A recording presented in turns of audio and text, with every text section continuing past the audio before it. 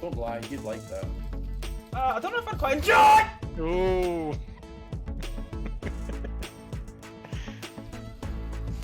Fuck. Oh, wow. Jesus Christ. Fuck's sake, fudge! Oh, that's a big ass fucking fish! Oh, it's one of those other big things that's got the fucking mouth that looks like it would give a class blowjob. What the fuck? The artifact was like fire. You can say if you want to, you can fuck a hooker. Why is there a planter in the fucking hallway? Well, because that's where I'm gonna grow my fucking plants, innit?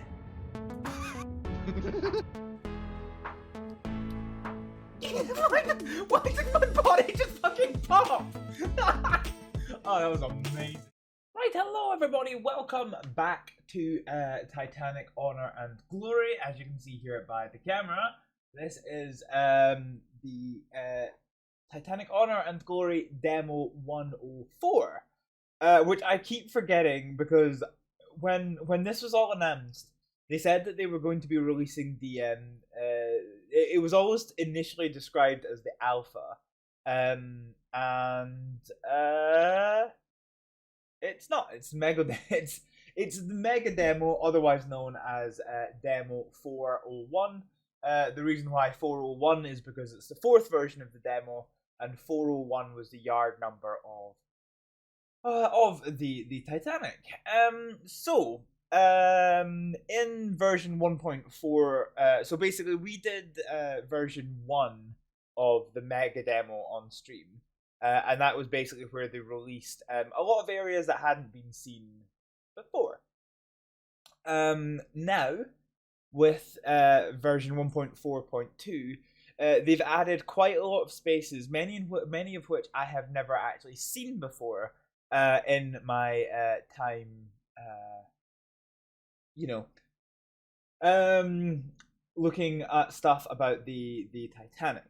There are a couple of spaces that I've seen in some older games, such as Titanic: An Adventure Out of Time. But obviously that game is how many centuries old is it? Oh my god, Titanic! Yep, Titanic. God, when did Titanic: An Adventure Out of Time come? So basically, it was one of the very early games, because oh shit, yeah, thank you, Badger, thank you, I forgot about that, let's remove it, I forgot about that, thank you for letting me know. Yeah, so Titanic: An Adventure Out of Time was it a DOS game? It was either right at the end of DOS, or just before. But it was good in the way it did. It was basically just a collection of really grainy images strung together into a game. And it was a very interesting thing. We did it fairly recently over on YouTube, and by that I mean like 4 years ago or whatever. Titanic Adventure Out of Time. Was there one for Windows 95? I think I remember playing that one. It might have been Windows 95. Yeah, no, you're right, you are right, yeah. Titanic: An Adventure Out of Time, 1996 point-and-click adventure by Cyberflix. For Windows 3.5, for Windows 95 or Windows 3.1. So, yeah, it's an old thing. I remember one time I tried to play it, but because it's so fucking old, it actually bricked my computer and it blue screened it and I could not get the computer back. So, trying to play it on a modern system is an inexact science at best. So basically, the way we're going to do this, I'm not going to assume... alpha details. Beginning in 2022, the first taste of the full alpha version. Yay! Okay, we're not going to do that. So, exploring the 401 demo is what we're doing. We're going to go in at first class because we're not going to assume knowledge of people who may have missed the first stream or first video. So we're going to look at quite a lot of the spaces that we have on board. I do want to go into the Titanic. So and also I need to correct a couple of very incorrect things I said on the last stream because I did the last stream without having any notes to hand. Which was, as it turns out, a bit problematic. So, we're basically going to just to warm up, because I know that there's a few people who are of an interested disposition for watching this stream, but they're busy at the moment, so they might be coming in later. So we're going to go over some of the things that we've seen before, and then we're then going to go and have a look at some of the new spaces that have been added. Oh, good lord. Okay, right, fine. So basically, this is us. This is the fuck. It's a bit jarring. I might turn down the mouse sensitivity actually. So the one annoying thing about the mouse sensitivity. Oh god. One of the annoying things about the mega demo is that your settings don't save. You have to reset them every single time you start, which is a bit problematic. There we go, that's a bit more manageable. Hey Cecilia, how's it going? Slept well? I did sleep well. It wasn't yeah, I had a nice sleep, had a nice night last night. A long night, but it was good, slept well. Spoilers. I'm pretty sure it wasn't the iceberg's fault. Just follow the Omni. I mean, the iceberg's there. Not really the iceberg's fault. So anyway, when the first class passengers get off, these doors on D deck, where the place is basically where the first class passengers boarded the ship for the first time. The doors here actually contributed to the sinking, because what was happening was when the lifeboats were being lowered, some of the passengers here actually opened these doors to start loading some of the lifeboats as they were coming down on the davits, and then as the sinking progressed, they never shut the doors. So the water started getting to the point where it was about here, and then it just started flowing very freely into the ship. The thing about the Titanic sinking was actually the amount of damage done to the Titanic in the grand scheme of things was actually quite small. It was a series of small, kind of slight damage cuts. The problem was the fact that, one, there was no way of repairing them, and two, it went through 5 or 6 compartments at the front of the ship, which was why the Titanic eventually sank. But so the Titanic sank in 2 hours 40 minutes. Compare that to the Britannic, which is bigger than the Titanic, and it sank in 55 minutes because it hit a mine. A very, very different and much more substantial lot of damage. Actually, if we get some time at the end of the stream, we might actually do a playthrough of the Britannic sinking. You get a little bit of a look of what the Alpha is going to look like for the Titanic when it comes, but we'll cover that bridge when we get to it. Imagine you're on the Titanic, ship sinking, violins playing, and somebody surfs past you, a door surfs up style. I feel like you would probably have fun during the sinking of the Titanic slice.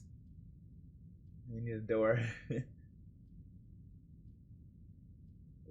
So, basically, we come out into the D-Deck dining saloon. So, this is basically the kind of lobby area. So this is where people would come to gather ahead of dinner, or at other times they would just gather before, well, at other times. And then you come to here. This is the... Oh, fuck, what's the button to open it? Is it space? No. Is it shift? No. Is it F? It is F.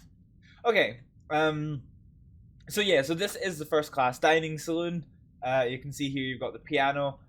So on Sundays, this whole area would be cleared of tables. The tables would move to this side, and this forms the church. So yeah, this is your first class dining saloon type area. Hang on, I realize I've actually got the chat window up. Yeah, I'll get my armbands on and swim for 14 hours to an island. It's more than 14 hours. More than 14 hours swimming to an island, I think. On a ship like this, there's definitely a pool if an inflated. Just lie on that. I don't necessarily know if there was. So dishes just fell over. Oh, that's a bit strange. So basically, we can't get into it, but this very little staff spaces are available in this version of the mega demo. This is mostly focusing. So the point in the mega demo was to give a place to produce screenshots for the for the team, and they've decided to release it as an explorable area. A lot of the staff spaces aren't included. It's just a first, second, and third class spaces that are included. So we've seen a lot of this before. So the kitchens are through that door at the back. You basically got the same thing on the other side. It's a big old space, and so we can pop down. Do we want to pop down and then up, or up and then down? I guess it doesn't really matter so well. So basically, this is the deck. We can go downstairs to the E deck, and the first change that you'll notice between the video that we did at the New Year and now is that we've got access to Scotland Road. So we will cover this off a wee bit later. But yeah, this is the access to Scotland Road. So this is the grand staircase, and this is the elevators. So first class passengers had access to 3 lifts on board the Titanic. F deck is the lowest deck that the first class spaces could go to, but the elevators only went down to E deck. Going down to F deck, so there's just kind of some things here. Going down to F deck was where some of the first class passenger amenities were. Thank you for lurky, Cecilia. I don't know why you're alert C, but C has gone all sneaky breaky, right? Like, not sure what we're hearing actually. So yeah, you've basically got it's actually deceptively such a kind of fucked up layout to the Titanic lower spaces. So basically, we can come through here. So you can see you've actually got one of the watertight doors, which represents one of the bulkheads. And then if we come through here and open this door, wow! This is the swimming pool of the RMS Titanic. Now, it was a lot less grand than the swimming pool for the Britannic. The Britannic, if it was ever launched, what a scam that pool is. What the fuck? Yeah, it's kind of hard to talk about the grandeur of the ocean liners like the Titanic and the Britannic compared to the cruise liners that we know today. Cruise liners that we know today are 3 to 4 times the size of the Titanic, and they've got so many more amenities than the Titanic could ever have dreamed of. But back then, this was just the shit. And as you say, Slice, it's basically just a big bath. Yeah. Well, actually, no, hang on. I'll show you guys something fun. So one of the fun things about the Titanic was the electric bath. This thing here. So if you come in here, it looks horrible. It looks horrible, but basically what happens is you seal yourself inside this with your head out there, and you've got the towel that kind of comes there, and you've basically got these electric heaters that draw up water into the electric bath, heat it, and then steam it out into you. It's not quite an iron lung, but I can see why you would think it looks like that. And it's just the most horrific looking thing. For a start, you've got water and electricity really close to you, and actually one of the defining moments of Titanic: An Adventure Out of Time is when one of the characters gets pretty grilled in one of these because of a malfunction. It's not a malfunction, he gets murdered, but yeah. So it's a personal sauna. Yeah, I guess you could say it like that. A personal electric sauna, which I would not want to do. Even look at the space that you're in. Like, I wouldn't want this. I wouldn't want that at all. The sauna. So this here is the Turkish Bath. So this is where you would come to lounge and to be warm. You've got changing rooms at the back, and I can't remember if this is bathrooms or just. It'll tell me on the deck plans. Where the fuck am I? Wait, where am I? Am I on F deck? Oh yes. Okay, right, fine. So where is Mush? Here it is. So this is the cooling room. So this is the cooling room here. So this is where people come to cool off. And then, so yeah, so electric bathroom. These are the shampooing rooms. I'm not sure exactly what a shampooing room is. And then, so you've then got the temperate room in here. So this is for people to come to relax and lounge. And then in here you've got the hot room where it's very warm. And then you've got the actual sauna, which is in here. Look how cozy you are. If you were sitting 2 and 2 there, you'd have to intertwine your legs. Sorry, I think I had a stroke at the start of that message. Quick are ETH benches so thin? Yeah, maybe he did. Wait, there's a plug in that sauna? Is there? Oh yeah. So this is the first class stuff. There is some paneling. So there's a door here that takes you through into the hot, basically where they heat up the air for putting into the sauna and the warm room. So this is the it's just like a storage cupboard. Okay. So yeah. So if we head over the other side, so basically all of this is the attendants' quarters. There are some stuff. So these doors aren't labeled, unfortunately, but this is the Turkish Bath attendants. I'm just trying to see what else there is about here. So there's more staff spaces through here. This is the pressing room, so you could give your clothes to your orderlies to come and be fine pressed for when you want to be done with your baths or your swims and all of that noise. So as I mentioned, Scotland Road will be here. So is there anything interesting at this part of the ship?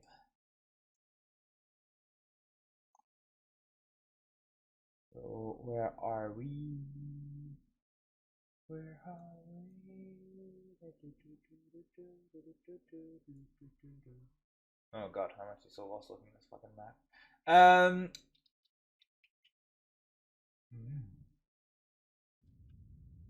Oh no, yeah, okay, I'm in the right place. So we've got the access to Scotland Road, and then it's actually just some cabins here, so that isn't too bad. This takes us forward into more cabins, and that takes us back into more cabins. So there's not really a great deal of interest here. If we go up to the D deck, so D deck was one of the spaces where we got to see some stuff for the first time. So we've had a look, obviously, at the actual main dining room that's here. Seems safe, yeah. So most ships have what's called Seacocks, which I'm sure you'll be so delighted to know the name of. Seacocks, you basically are taps that most of a ship's life will keep seawater out of the ship. However, they can be opened in certain circumstances to allow seawater to come into the ship. A lot of military, so it's useful if you need to counter flood the ship during an emergency, which is something that's very risky. You would only in very rare circumstances would you do that. But it is an option available to you. Otherwise, military ships would use it for scuttling the ship. So this is us on D deck. So there's just lots and lots of stuff going on about this place. I'm trying to see. I think I remember there being some spaces somewhere up here that you could get a look at, but I think they might have sealed them off.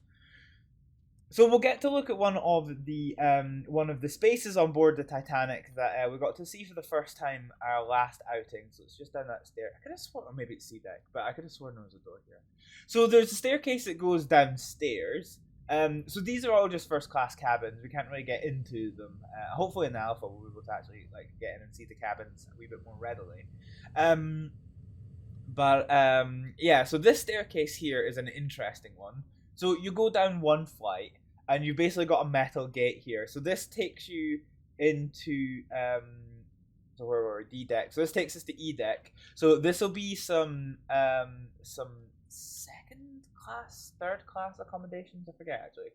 Let's have a quick gander. So E deck, forward staircase. So you come down this staircase and so interchangeable first or second class. So basically, if these were first class cabins, you would have this gate open so that the passengers could move. The first class passengers could move between them. If they were second class, you'd probably keep this gate closed because this is the 1910s and you don't want those filthy peasants mixing with the first class. Looking at what else we've got up here, we've not got a great deal. You can hear a little bit of bouncy bounce, and the reason that you can hear a little bit of bouncy bounce is if we come down onto the F deck and walk along here. Welcome to the Titanic squash court. Yeah, boy. Got a little bit of squash on the go. There you go. So ignore the ghost sounds, but yeah. So this is where you could come to play some squash, and if you're of the interested disposition, everything is very cramped, honestly. And the funny thing is that this is still a damn sight more luxurious than the accommodation that any ship had ever seen up until these points. I'm trying to work out. It's here. Ooh, no, okay, it's just a corridor. So if we keep going down, so this is us on F deck.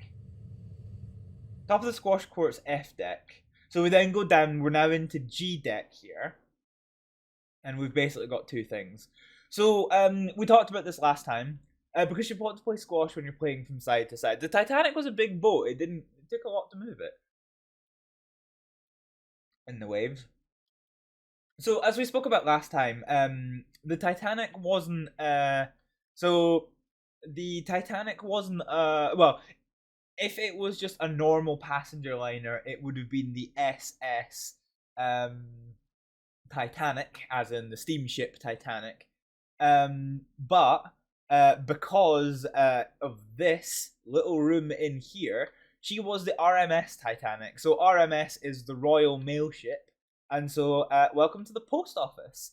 So basically, a whole load of unsorted mail for America was delivered on board the Titanic, and the mail clerks spent all their time trying to sort through the mail. So they'd come through here, sort the bags, sort the mail into the wee slots, and then you've got lots of space for stuff. How many decks were there on the Titanic?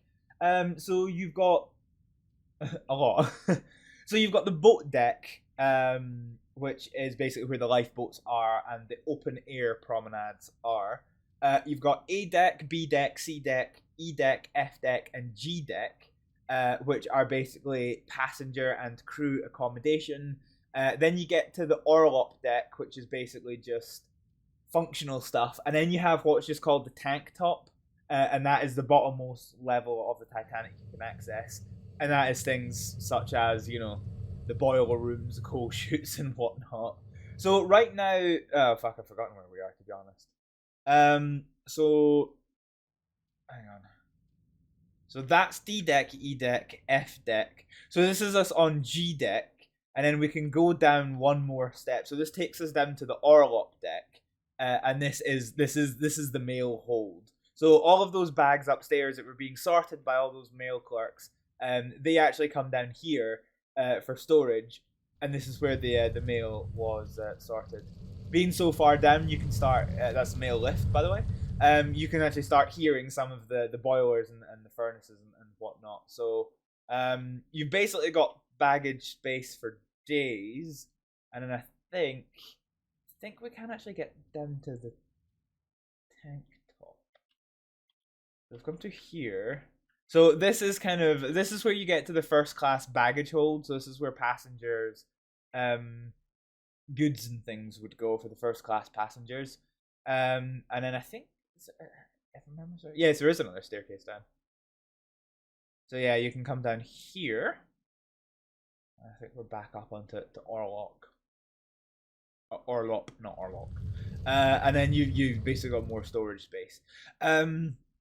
So actually, the storage spaces where the mail clerks were actually some of the first people to be aware of how bad the damage to the Titanic actually was, because it was around about here on the starboard side towards the bow, so we're very close to the front of the ship, on the Orlock and tank top depths, where the damage from the iceberg actually happened. It happened over many compartments, but because the mail clerks were working to try and sort all of the mail for getting to America, they went to work straight away trying to move all of these sacks of mail higher up into the ship to try and save it.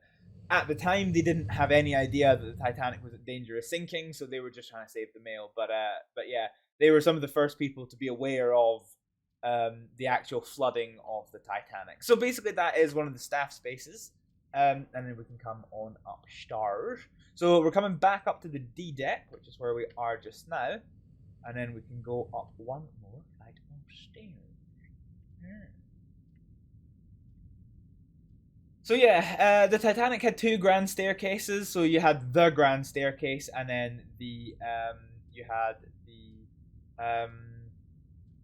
aft grand staircase. So if we come up here, this takes us to C deck. So this is the inquiries office. So first class passengers could come here, make inquiries to the ship's staff, put possessions in to the purser to go and be taken into storage. They could make actually no, the telephone booth. There are telephone booths somewhere, but I forget where they are. They're not here though. But they can send stuff upstairs. So I don't. Can we see them? Yes, actually you can. So if I go ahead and screw in. So for passengers who wanted to send, hang on a minute. I think my OBS is frozen. Because it's saying we've only been streaming for 17 minutes, but we've been streaming for 31. But I've not missed any chat. That's the main thing. That is the main thing. So the Titanic actually had a pneumatic pod system, and basically what were happening was if you were a first class passenger who wanted to send a telegram to America, you would come up here. You would leave your message with the people, and then you would they would fire it in the pneumatic tubes up to the telegram office, and then telegram people would send it on. Ooh.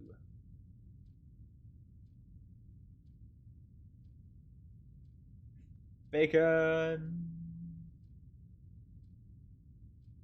The phone's balling. There's no phones. I don't know what phones you mean, but there's no phones. I wonder, can you turn the pages? No, unfortunate. I wonder if this is the backers or if this is the actual passengers. I'm trying to see if I recognize any of the names of the passengers. Guess I'm in one of the books. The phone. Oh yeah, that is actually a phone. I thought you were talking about passenger phones, but yes, yeah, that is a bit of a thing. Okay, so let's have a look and see. So let's go forward into C deck. So you've got the lifts here, and then yeah. So I'm just gonna. Oh, actually no. Here's a telephone booth here. Here we go.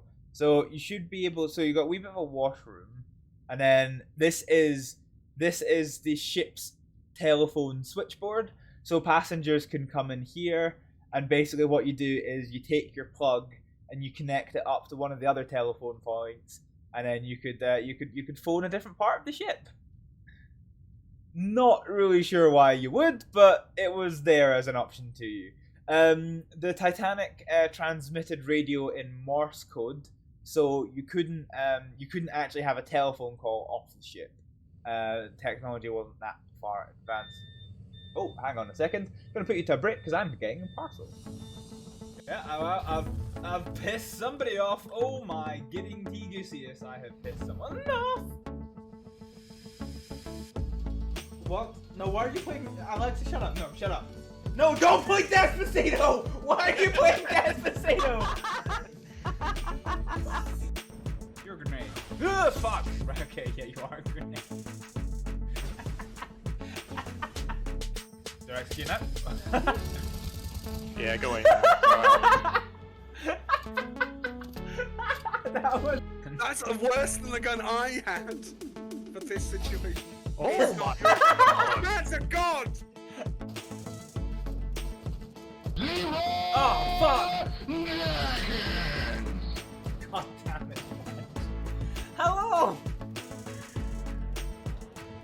Sorry about that. Yeah, professional streamer here, getting a parcel while on stream. Right, so if memory serves me correctly, there are some spaces up front that we should, in theory, be able to gain access to. Just need to try and remember where they are. I wonder if they've actually closed them off. So there was a bugged room here that you weren't supposed to be able to get into. What's in the parcel? The parcel is stuff. Oh, here we go. Oh no, actually, so not only have they unfucked the room, they've actually filled it with stuff. So here you go.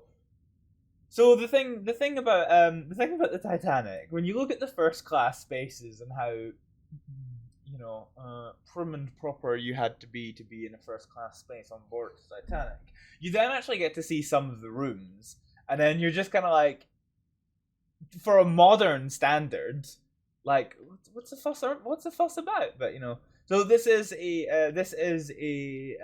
you know, 2 first class friends kind of room, so no double bed.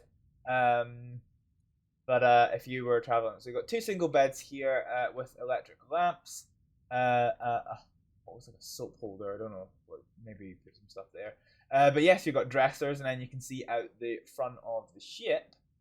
So yeah, this is the sea deck. So the sea deck is one of the places where and this gets quoted a lot by the Titanic Honor and Glory team. But there's a line. So basically, in the 3rd demo, you play as a guy called Robin, who's the inspector of the Titanic before it goes to sea, and he does a line around about one of these parts where it's just like cabins upon cabins upon cabins upon cabins, which is basically not an inaccurate reflection of the Titanic. I'm just trying to see if there's any doors in which we can go in, because there are some about the place. These days, isn't every deck in the Titanic the sea deck? I'll see myself out. Oh, that was the worst thing I've ever heard in my life. Ah, jeez. Oh, hang on, here's somewhere we can go. Oh, this is just a linen room. So yeah, they have opened up some more spaces, and I'm not familiar with them, so I just have to get a look inside the cabin there. Ah, okay, so here is one of the cheaper... This is one of the cheaper first class rooms you can get. You can see there's now no we've now lost our windows. So you've got a small chair, but yeah, it's not the most luxurious of accommodation, is it? But it shows you basically why you have to kind of go down each of these little side rooms here. So here you go. Here's a firefighting station. So there would be a hose coiled around this, but you would connect the hose to the outlet and then to the lance, and you would use that to fight any fires that there may or may not be on board the Titanic. Fires are quite common on ships. Ah, what is this? Oh yes, of course. So this is a bit of an interesting space, actually. So this was the so the Titanic had 2 different flavors of staff on board. So this is us, by the way. This is us now in the aft grand staircase, and this is how. So C deck is the lowest that the aft grand staircase goes. At the aft grand staircase, you have the barber shop here, and then you can go inside and you can see the spaces. So if you were a gentleman who wanted to trim, you could come here and get yourself all trimmed up nice and proper. So the Titanic was consisted of crew from the White Star Line, but also the Marconi organization. I don't actually know what it is, but they manned some of the Marconi systems. The most famous Marconi system was the wireless transmitter that the Titanic used for sending messages and receiving messages as well. So basically, out front, you've got the Maids and Valets Saloon. So maids and valets weren't allowed to eat with their first class passengers unless it was in a private capacity. So they had to come down here, and they had their own saloon to chill out. Through the back side of this is the Marconi and is it Engineers? No, it's just so Post Office and Marconi Officers Saloon is what this is. So this is just a space for them to get to hang out as well. It's all part of keeping the staff away from the passengers, you know. So we can head further back into the Titanic. So now you start getting to some of the officers' accommodations. One thing you may have noticed is that rooms, other than the more expensive first class rooms, most rooms typically didn't have their own bathrooms.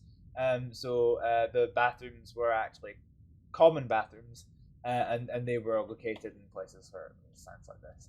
Getting to one of my favorite places of the ship. So this is some spaces that we will come and look at later. We can come through here. So this is the chief steward's cabin. You've got the restaurant manager, the assistant doctor, and then around here you have the doctor and surgeon of the ship. I like the consulting hours, 2 hours from 10 a.m. until noon, and then 1 hour in the afternoon for consultant. So as somebody who works and volunteers in healthcare, this is something that I find quite interesting, because this was a space I've never actually seen before, and it's not too fleshed out yet, unfortunately. But basically, this surgery here. So this is the ship's hospital. As you look at it, so basically it's got easy access to the second and third class spaces, so you can get passengers in and out quickly, and then you've also got the access to the first class passengers. So through this door here is actually the Titanic's operating theater.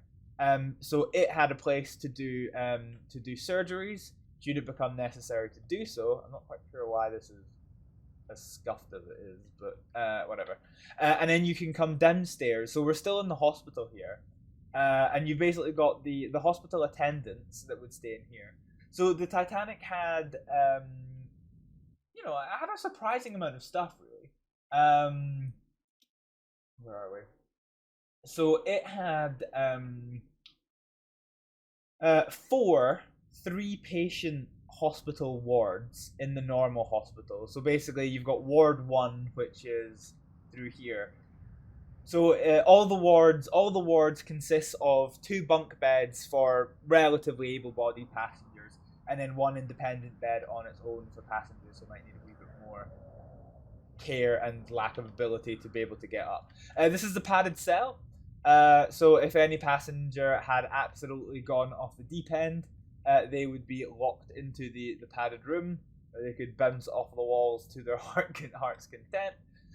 So the attendants basically had spaces for the junior doctors, nurses, and attendants of the hospital to sleep when they were on service. And so you've got ward 1, and then you come through the back, and you've basically got another ward in here. I'm not too sure. Oh no, this is so you've basically got two more wards, and then you've basically got the toilets and baths for the hospital. And then another ward through that door there. Coming through here, you've got the second ship's hospital. This is the ship's infectious diseases hospital, the infectious hospital. So this is for people who you're worried may infect other passengers. This is a second hospital that is completely separate from the rest. So it's got a separate bathroom and a separate toilet room. And then through these doors, you've got 2 3-patient wards as well. So you've got obviously your surgical theatre, you've got bed space for 12 people in the normal hospital, and then an additional 6 in the infectious diseases hospital. So yeah, this is something that fascinates me as somebody who works in the healthcare. Right, so that is basically the C deck. I think we can now progress up. Let's go upstairs. Let's go up the aft grand staircase. And we get to the B deck. Frame rates are taking a wee bit of a chug for some reason. And so now we get to an interesting space. So we've seen the D deck dining saloon, which is the main dining saloon. So when you buy a first class ticket, eating on the D deck is included in your ticket. What isn't included in your ticket are these spaces that we're about to come see now. So through this door is the Café Parisienne, which is styled after a French Parisian kind of street side cafe. Not sure why it's so windy, but these are actually glass windows, so you wouldn't hear the wind quite this loud. Yeah, so this is where you would come for a nice light snack or a bit of lunch. There is a door that takes you through to, I think this is probably, yeah, so this is second class. This is second class spaces here, so this door would normally be kept closed because I don't think second class passengers were allowed to use Café Parisienne. Might be wrong there, but yeah. Then you can come through these doors here. So now we get into the a la carte restaurant. Sorry,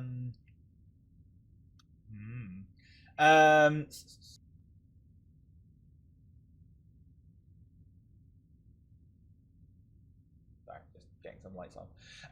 So this is the a la carte restaurant, which is basically the fanciest eatery that you have on board the Titanic. And eating here was not included in your ticket price. So if you wanted to eat here, you had to pay over and above what you'd already paid for your ticket. And you can see that it is fancy as fuck. So yeah, so this is where that would happen. Through here, I'm just trying to see.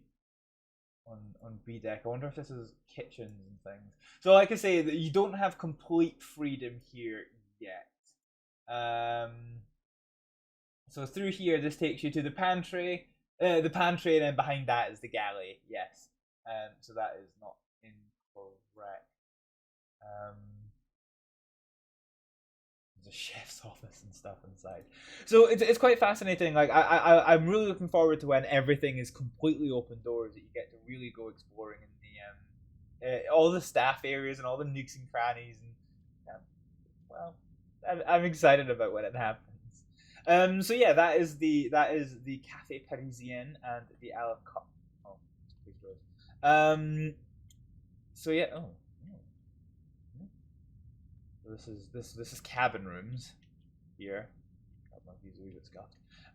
So let's go see if there's any B deck spaces that we can't get to. I wish there was a note somewhere of the cabins that you could get into, so I'm not just running around the place bouncing off doors. Bouncing off doors.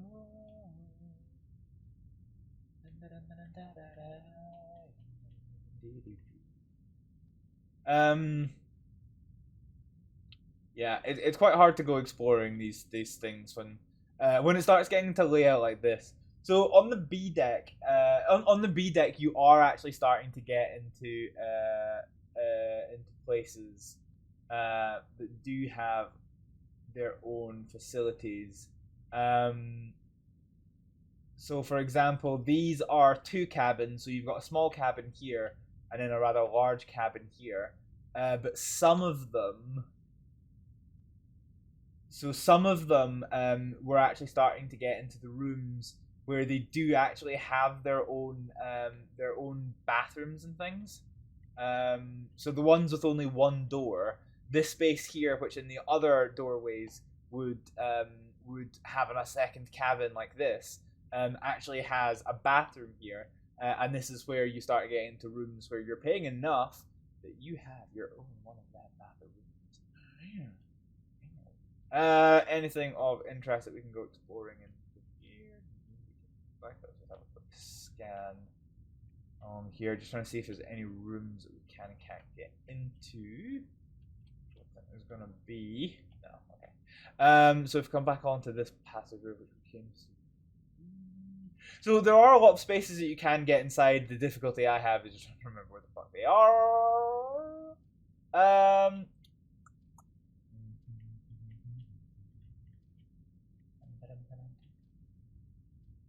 So we're slowly meandering our way closer to the grand staircase, which is towards the front. There's just so many freaking cabins.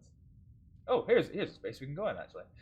So here we can start seeing, so this is cabin B51, so let's just see if there's anything interesting in B51.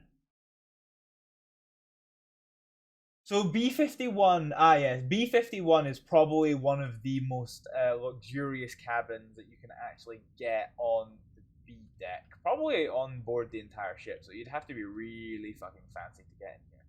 So for a start, you're right next to the you're right next to the main grand staircase, which is fantastic.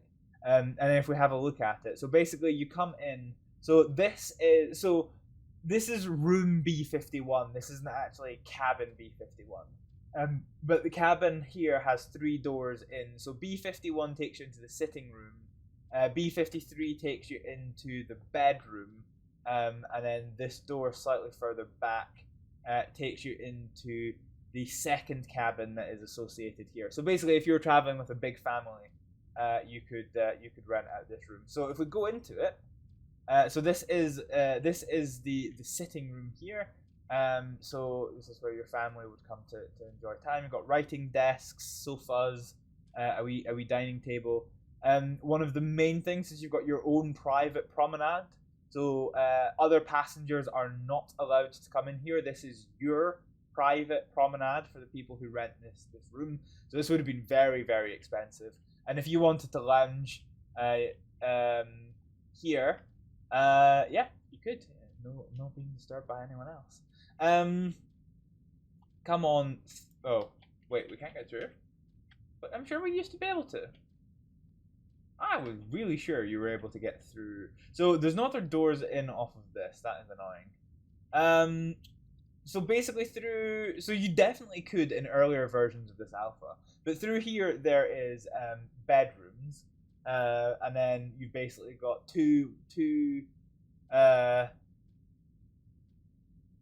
just look at the map here. So two little washrooms, one for each bedroom. And then a shared bath and toilet for the 2 rooms. So there are, up to 6 beds in total in this space here. Unfortunately, we can't seem to quite get to them, and now I do appear to be lodged inside of a wall. But yeah, this is quite annoying, because you actually could. I wonder if actually it's on the other side. We get our sprinting legs on. And if we go to the other private... So this is what the private promenade looks like. No, they've actually closed this off as well, because you used to be able to get it in both sides. That's slightly annoying, actually. That is slightly annoying. Okay. So B-deck elevators, moving forward. Oh, can't move forward. Oh, well, GG, guess that's that then. Yeah. The developers have closed certain areas off, so there's absolutely nothing to see there. So going upstairs once again, we're now on to the A-deck. A-deck... oh. Alright. That was a little bit interesting there. So yes, A-deck is interesting. So you can come down here. So you've got you've got loads of deck chairs here, and we're actually hemmed in by deck chairs. But you could come here and sun. So this is slightly closed off, so it's slightly less exposed to the elements. So it's a good place to kind of come in and kind of chill out and whatnot. So going forward on the A-deck, if we can. So there's some cabins here. Can we get into any of the cabins here? No, we cannot seem to. Can we get through these doors? Oh, we can. Perfection. So this that room looks so unpleasant. Oh, what room? Sorry, I maybe missed your messages. Your message when it came in, but yeah. So this is what I mistakenly called one of the bulkheads last time, and I shouldn't have spoke because I knew that I wasn't remembering it correctly. It's like it's a bulkhead. It's not a bulkhead. It's an expansion joint. The Titanic had 2 expansion joints on the ship. The Titanic and the Olympic both had 2 expansion joints, and the expansion joint. So the Titanic was such a long ship that one part of the ship could be at a different point in a wave than the rest of it, and you don't want the metal to fatigue by doing that. By doing that, of course, metal fatigue wasn't really discovered back then, but it was understood that the more rigid a ship is, the less comfortable it is for the passengers. So they gave these expansion joints to give a wee bit more flexibility for the ship to move about the place. The Titanic had 2, the Britannic had 4. So yeah, that. So let's just take a quick sprint and see if we can't find any other spaces. Yeah, the deck chair one, Badger. It's you're kind of packed in a bit like sardines, aren't you? I think this is the space I was referring to, where I'm not sure you can actually really get into them properly. So if we go to the A deck, and if we have a look right at the front, what would this have been? So yeah, this is literally, so this is cabin A3 in here. So this is a cabin, but it's not actually being furnished or anything. Oh, actually, there's a space we've not seen before. So we get to have a look inside some of the lavatories. So again, the vast majority of rooms, other than the most expensive ones, didn't have their own bathrooms. So you had to use the communal bathrooms. I'm not actually sure if it's gents or ladies. But yeah, this is basically what they would look like with their marble sinks, and then their shitters. Special notes to passengers.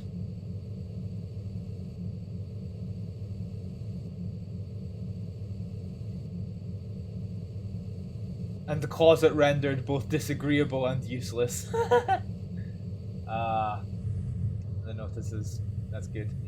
So basically, yeah, that is what the bathrooms look like. I'm not actually sure if there's any other spaces that we can get into. Yeah, I can hear a wee bit of hissing there because we're quite close to some of the extraction vents. Basically, the Titanic, being such like a complicated little network of shit, is very what's the word I'm looking for? Like there's a lot of like functional and staff spaces that you would almost not ever notice before. Electric heater. Basically, if we head aft towards the aft grand staircase, you get to see one of the cool spaces. Computer keeps maxing out shit. Yes, I would. You could do without most of the ship, to be honest. What do you mean that if you were on board the Titanic, you would just stay in your room? So this is the first class lounge. So this is where people would come to chill out. This is people would come to chill out. As you go further aft, actually no, because it's considerably further aft.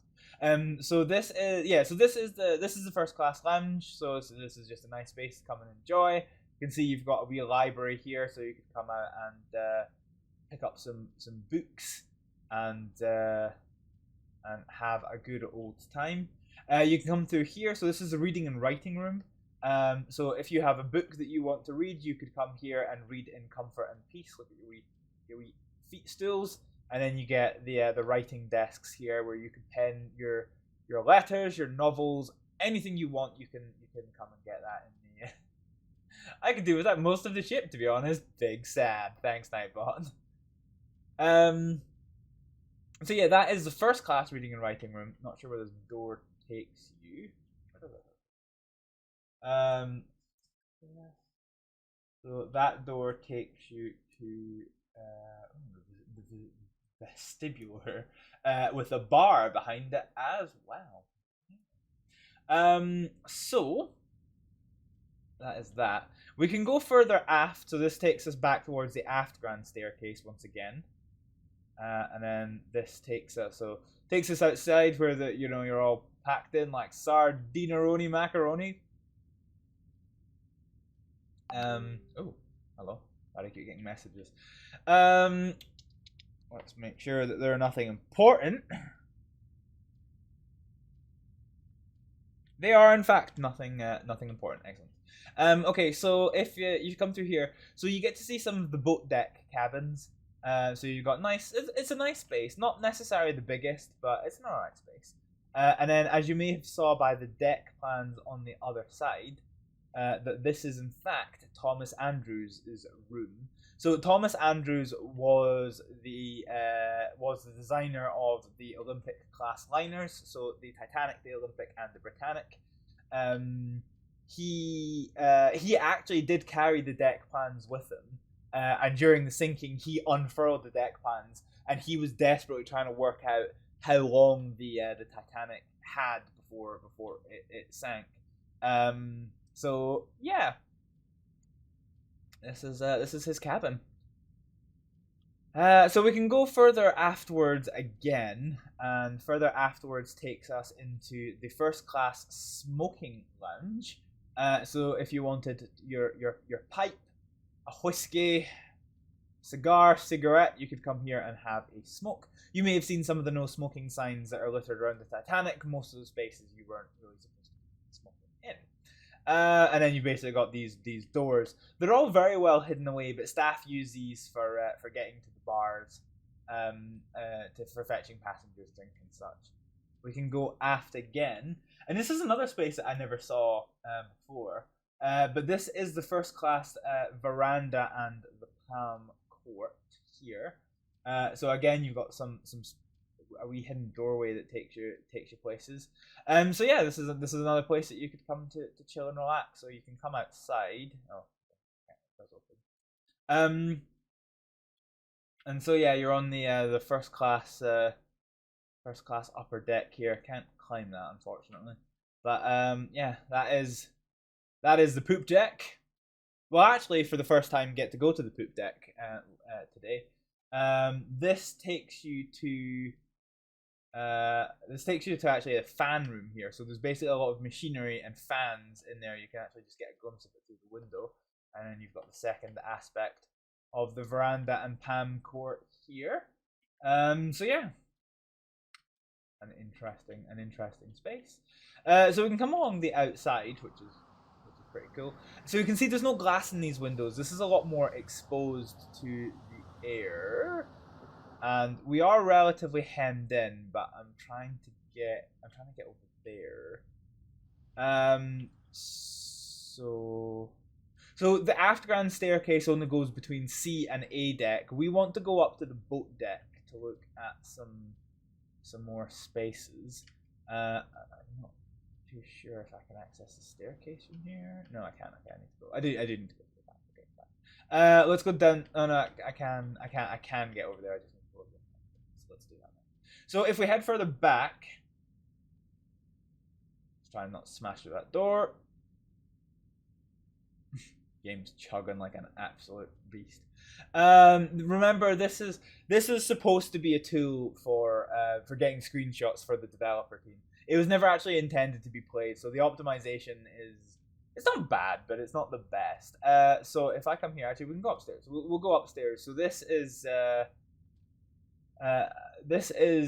Honor and Glory. So this is the clock and art piece for which Titanic Honor and Glory takes its name after. And you come upstairs to the boat deck. So the boat deck has a little bit of stuff on the go. I think we can get through here. So this is the gymnasium. So this is where people of the time could come to pump iron, and it looks nothing like a gym that we're used to. So you've got a punching bag where you could just punch away. You've got your rowing machines, and one of the things I quite like is the fact that you've got the little paddles, so you can actually race your friends. You can have a bicycle race here in the gym, massage bench and whatnot. You've basically got various kinds of weight device. You've got a horse for practicing your horse riding. You've got some stuff that just looks like torture devices. I'm not really sure what a great deal of these are meant to do. But yeah, there you go. So you've got your so this is your horse machine here. So basically what you would do, and this is a sex room, don't lie. I think in modern days, if you saw this, you probably would be more likely to think that. So this is a waist bench rowing machine. So the way this works is you basically got a mechanical engine on a wee reciprocator. You would climb on this and hold on to your reins, and it would kind of rock you around the place, and you can practice being on a horse. So this is the gymnasium. As I mentioned, so the Titanic didn't have this. The Britannic had a space over here, which was actually the children's play area. The Titanic and Olympic actually lacked a dedicated children's play area. It was meant to be introduced for the Britannic, but unfortunately that just never happened. We're now on to the staterooms, so no longer cabin numbers, but the staterooms do be fancy as fuck. Although I don't actually think we can get into any. While we're looking at here, there's the expansion joint. So this is us actually going forward, not backwards. I think I'm a wee bit lost my bearings. So okay, we'll go outside in a wee second. But yeah, so we've got staterooms here that we can't access at the moment. I thought it was a golden door for a second there. But it was not. It was not. Hey, Squire Twitch, how's it going? So yeah, if you come through here, so this is the first class staterooms that we just can't get into at the moment. There's a little bit of electrical generators here, giving power to the deck. If we come on through, so this is us actually now in the staff crew areas. Most of the Titanic looks like that. Wow, at least in first class, and that's a yikes for me. So basically, so we're onto the boat deck now, and so the front of the boat deck is where the officers would typically live. So we can't actually get into most of these spaces, which is unfortunate. One that is very, very commonly requested is the captain's spaces. So this is actually the captain's room here. So this door takes you into the I swear to God, Slice. I swear to God. This door takes you into the captain's sitting room. There's no door here, but basically behind this wall is the captain's bedroom. This is the captain's private lavatory. And then you start getting into the officers' accommodation. So there's the fourth officer. This is actually the captain's private smoking lounge behind this door here. And then we come back through. Oh, sorry. Is it officer or is it captain? It's the officer's smoking room, actually. Not the captain. Sorry, tell a lie. Coming through here, you've basically got the officers' toilets and bathrooms, and then you've basically got the fifth officer, third officer, second officer, first officer, and then the chief officer. This is all of their rooms here, and then you get through into the bridge of the Titanic. Wow.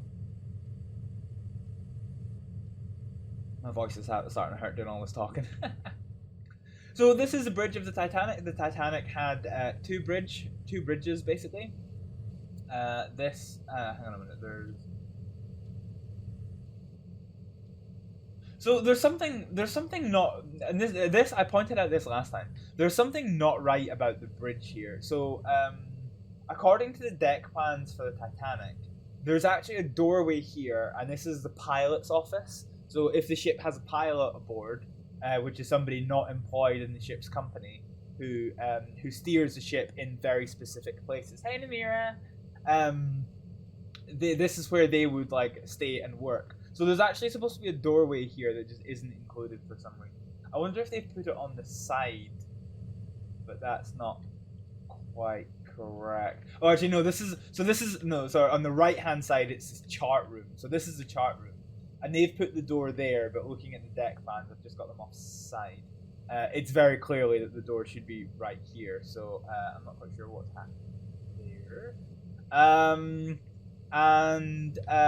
This is the pilot's office in here, and this door is in the right place. Not actually sure what's here, but yeah. So this is the wheelhouse. There's a lot of duplication of systems here. So this is the wheelhouse. So from here you can steer the ship, and if it was nighttime, if it was cold, you would do most of your stuff from in here. No, I've not been to I've been to Ireland like once or twice, and it's always been an experience. So no, I've not been to the Titanic in Belfast. So yeah, so this is basically where you would stand and you would steer the ship. This thing is the compass. You can't quite see it so well because it's dark, but you would peer inside, and you've got the ship's compass. You've got the red and the green and white just to give you a bit of a reminder of what you're looking at in case you encounter another ship. And then you come outside and you've got the navigation bridge. So the navigation bridge allows us to look forward onto the bow of the Titanic and then backwards. So you can't, I can't lean out of it, but you could look down, and from this bridge you can see the length of the ship forward and backwards. A little bit of lifeboats on the go.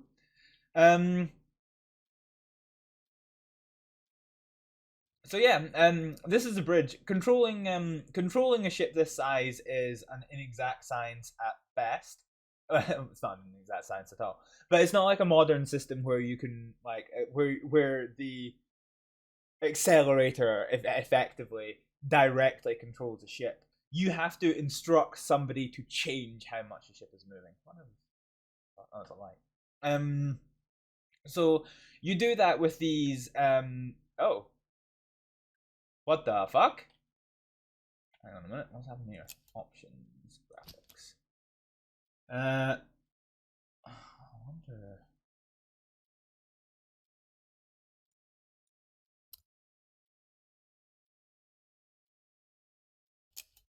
I'm trying to work out what's happening with the textures.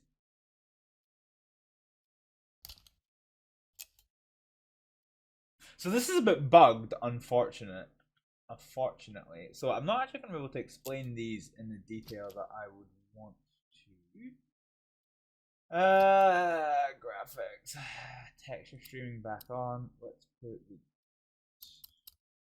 how much VRAM do I have again?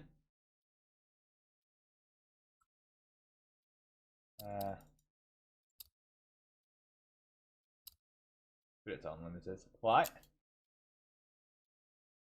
So I'm just trying to see, is there texture? Texture is very high. Is there an ultra textures? No, of course not. So that's a bit unfortunate, actually. So one, I guess I can talk about it. So basically, you've got the emergency controls, which are basically just a duplicate here. Are they here? God, I'm forgetting now. But yeah, you basically got. I don't know why these are so frosted. God, this is weird. It wasn't like this in the previous version of the demo. I might have to report this as a bit of a bug. But basically, the telemotors you would use for changing things to the for sending instructions to the poop deck and to the engine room. We'll get to go to the poop deck in a minute. Don't you worry, little con socks. One of the things that James Cameron's Titanic film actually gets wrong is that Murdoch runs between the telemotors, and he does one, and then he runs over and does two. Actually, that's not quite accurate. Like I said, there's a lot of duplication in the Titanic. So this controls the main engines. This instructs the reciprocating engines. I initially thought this was for the starboard engine, and then this one was for the port engine. But actually, looking it up, that's not actually correct. So this lever controls the port engine, and this one the starboard engine. And this one also does port on the left and starboard on the right. And what that is if you are navigating around an obstacle on the starboard side of the ship, the right side of the ship, it's a wee bit of a nuisance for if somebody's shouting commands from here over here. Hey Teeny, how's it going? It's a bit of a nuisance if somebody is shouting commands from this side of the bridge to here for the poor person who's doing the engines to change the engine here and then run all the way here to do that. So actually you can do both from the same engine here. So that's one of the few details that James Cameron's Titanic gets quite wrong. I'm listening, but mostly lurking while playing Pokemon. No problem, Teeny. Enjoy your lurk. I hope you had a good stream today. So yeah, so basically there was a lot of duplication. So this controlled both reciprocating engines, and this controlled both reciprocating engines. And then there was a third one here for emergencies if the main... So all it was a series of chains and pulleys that ran from here down into the engine room. And in case that one snapped, there was an emergency control here. The emergency one doesn't actually have the gauge where you could see the RPM of the engines. Cool. Right, let's head backwards here. So this here... Oh, well, we're kind of hemmed in by a fucking invisible wall, aren't we? That's a bit annoying. Okay, we're going to have to go back to the boot deck then. Let's get our sprinting legs on.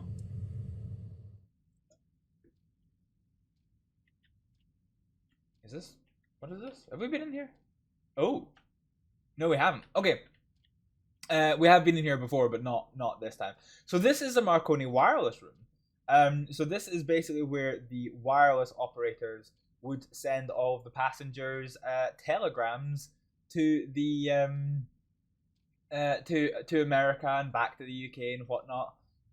So the two gentlemen who did that. So this is actually all of the equipment and stuff that went into it. It was a very surprisingly mechanical thing because, you know, wireless communication was very much at its infancy in this point. So you basically got, you know, batteries and electric motors and generators. This is where they would sit, so it's Morse code, so you would just sit there with your wee clacker and Morse code away. And then this is actually where they would stay, so they basically get their own quarters right nearby. You can see the Pneumatic Pod System. So as we showed you down in the C-Deck Inquiries office, pods would come in with telegrams to send to places. And then, look at this stuff.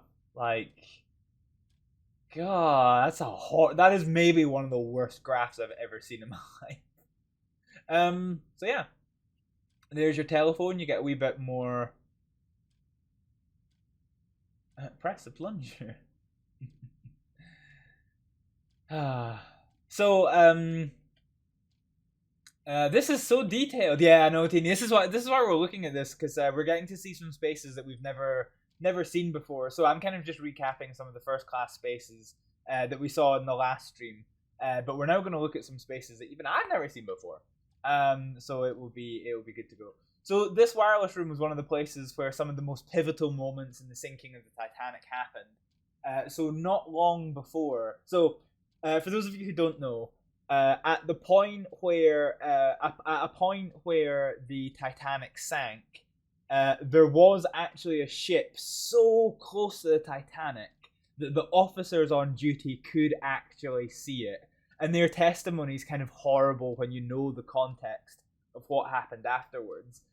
You know, you look at the officer of the watch speaking about the sinking, and he's talking about how the boat looked queer in the water because they were far enough away and it was dark that they couldn't really see it was listing, but they felt it might be listing. And then obviously they sent the distress rockets, and they went to go and wake the captain. It was like, it's just they're just having a party. Ignore it. So this ship could see the Titanic, and they didn't budge.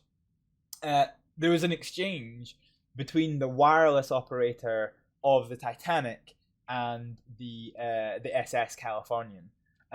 So as that ship was making its way through, it actually got hemmed in by ice. And so they decided that they did not want to proceed during nighttime. So they actually, knowing that the Titanic was near their position, they actually sent a telegram, a wireless message, to the Titanic directly to be like, we are boxed in by ice very close to your position, you know, proceed with great caution because of the presence of a lot of ice.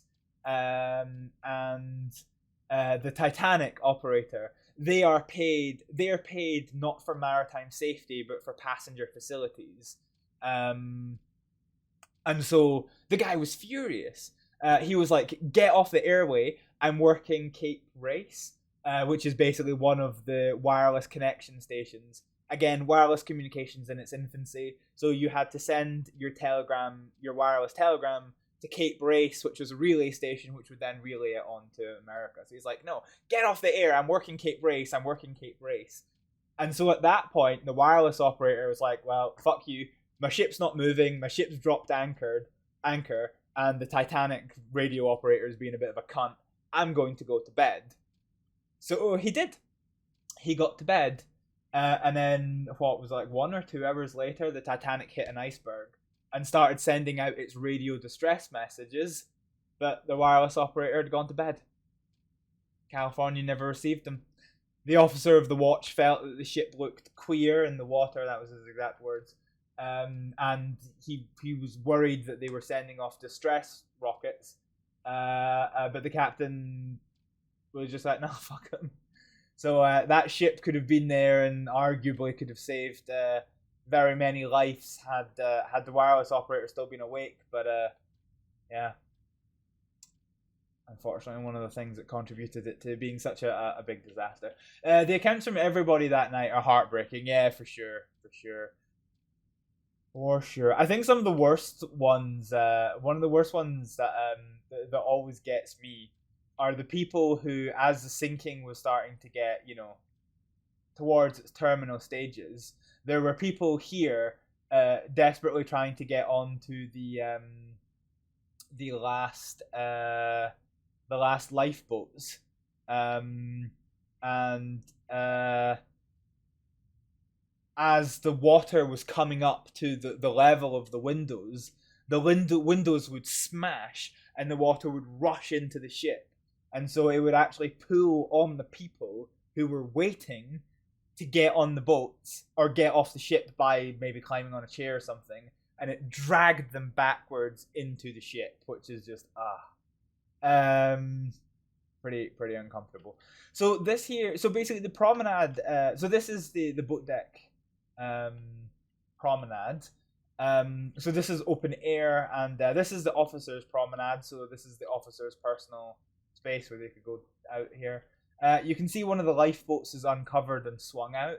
You've got the collapsibles. So the collapsibles were not particularly well endearing in the sinking of the Titanic, in that a lot of the collapsible lifeboats did in fact collapse. So you can see that there's one that's sitting up in the on top of the thing, and getting this down was an inexact science at best. And indeed, many of the collapsible lifeboats, of which there was only 4, were actually damaged. So you've basically got the main lifeboats. You've got the cutters there that are swung out. So we can head further back. We can actually get up here this time, which is quite nice. So this is the compass tower. Can we actually get up here properly? Oh, we can. So basically, the Titanic being an a steel-hulled ship, the compasses that we've seen in the bridge in the navigation room, the wheelhouse and the navigation bridge, they're so close to the deck of the ship that it can be a wee bit squiff. So for the most absolute reliable readings, you would come up here. This is the compass tower, and we can't see into it again, but basically you would peer into this, and you would see the compass that's inside here, and then that would give you a slightly more reliable reading here. Speaking of tragic stories of people getting sucked into things, I don't know exactly where it happened, but it's Second Officer Lightoller. He was the most senior person to survive the sinking of the Titanic. He was actually up on the boat deck, and he was near to one of these grates as the final stages of the sinking happened. And what actually happened was that the water started. I can't quite get to it to really kind of talk you through it. But the water started rushing into those grates. So those grates go right down to the very bottom of the ship, right down to the tank top. They're used to ventilate the boiler rooms. And so, the water went rushing in there, and he got pinned into the grate. He could not move, with the force of water coming against him. And what happened is the water went all the way down to the bottom, to the boilers. It started mixing with the hot boilers, the hot metal surface of the boilers, turned to steam. The steam created an excess pressure, which shot back up out the vent, and they actually pushed Second Officer Charles Lightoller away from the grate, clear of the Titanic, and by the time he came to, he actually found himself in swimming distance of one of the upside down lifeboats. So it's just terrifying time, isn't it? They have reproduction rooms in the museum. It's crazy how lavish they are. Yeah, unfortunately, Namira, you've missed us checking out some of the first class spaces so far. They're interesting because the first class spaces are very, very expensive, but not all of them are particularly lavish. If we have time at the end of the stream, we might go back and have a look at them again. So this is the first class promenade. If we come further back, so we kind of get to the Engineers Promenade here. So this small little place here, this is for the engineers to come out. So this staircase, is this a staircase? Where am I?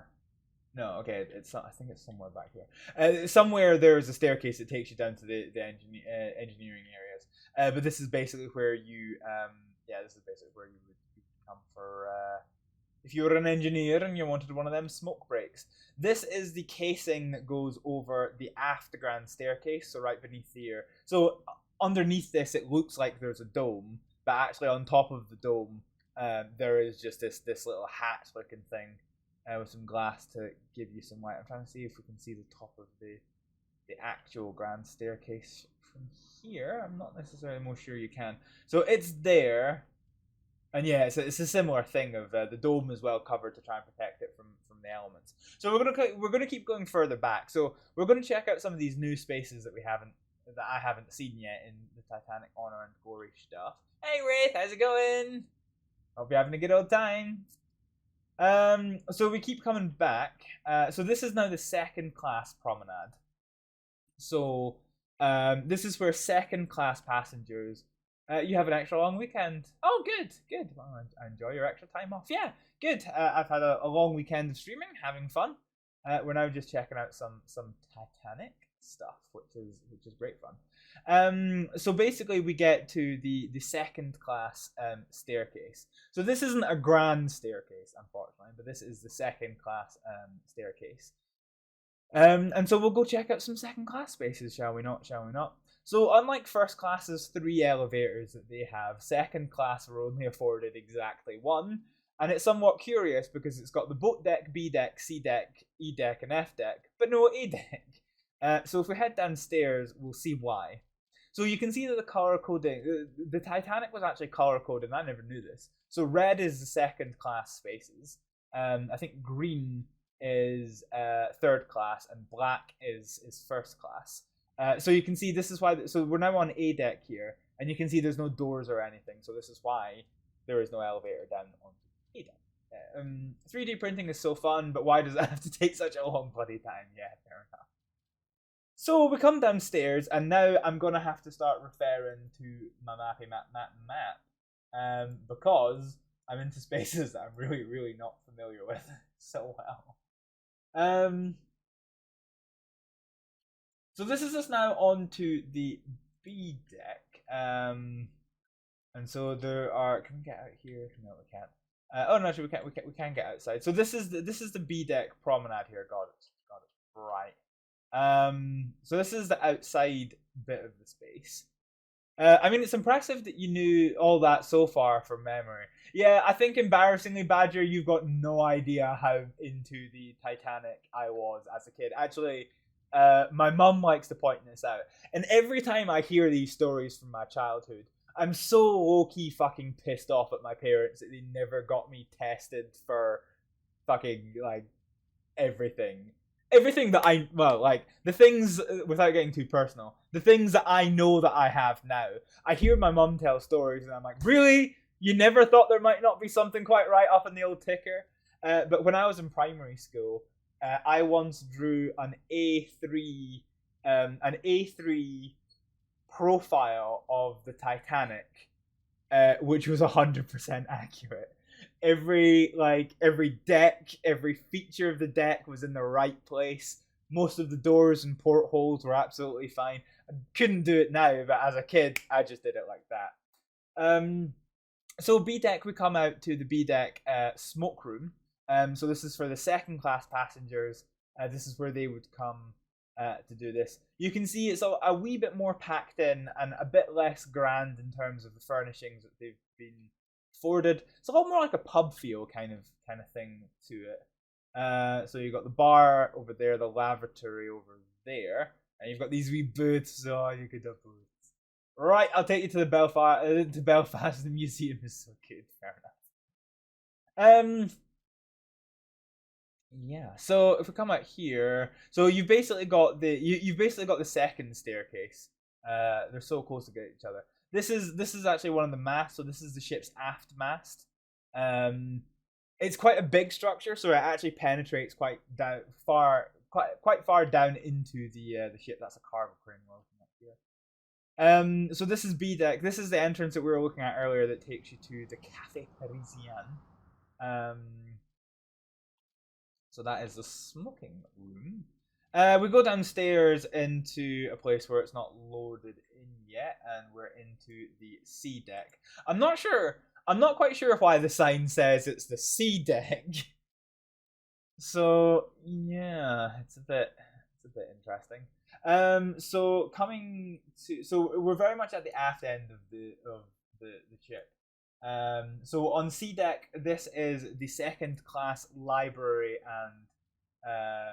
and reading room. So you basically come here. You've got your library, same as you had on the first deck.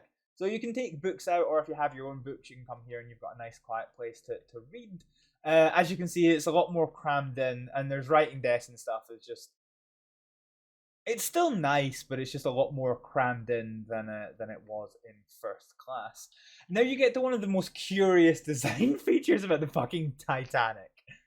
And it's this goddamn aft mast. So second class spaces were still quite expensive, you know. Not as more expensive as first, but you know, it's still supposed to be a nice space. And yet you come out of the fucking reading room and you've got this massive fucking pole, and you see the chat. There's been lots of discussion about this, and it's just like, why didn't they just fucking offset the door slightly? That would have made it so much better. But no, they did not do the do. Fun fact, Manchester was a metallurgist that warned them that the hull was made of inadequate material, but he was told to be quiet. They dismissed him and sent him back to Italy. Hey Diamond, how's it going? So this is, yeah, so that's the second class smoking room. Oh, and you can actually get to go inside one of the lifts here. So this is basically what it looks like. I don't know how slow the lifts on the Titanic were, but apparently it's slow enough that it required a seat for you to sit on, and your lift attendant would control whether you go up or down. So we go downstairs again. So that was C deck, and we're now onto the D deck. So now we get into the second class dining saloon, and this is what it looks like. So this is this is that. So you can see it is a wee bit more hemmed in, more pinaplés. It is a wee bit more hemmed in than the first class space is, but it's still quite nice. And you can see here it's also got you know, your piano for them banging tunes. So yeah, still quite nice, but obviously a lot less fancy than first class. I'm not really sure what other spaces we've got to access, so let's just go for a wee support. So these are the first class cabins. No, these are the second class cabins. I do apologize, my words are, you know, mixed up. I'm not really sure. This is a really weird, like, diagonal one. Right, where are we? Let's go back to the second class dining room, which is here. What is this curious little diagonal cupboard? This is the landing.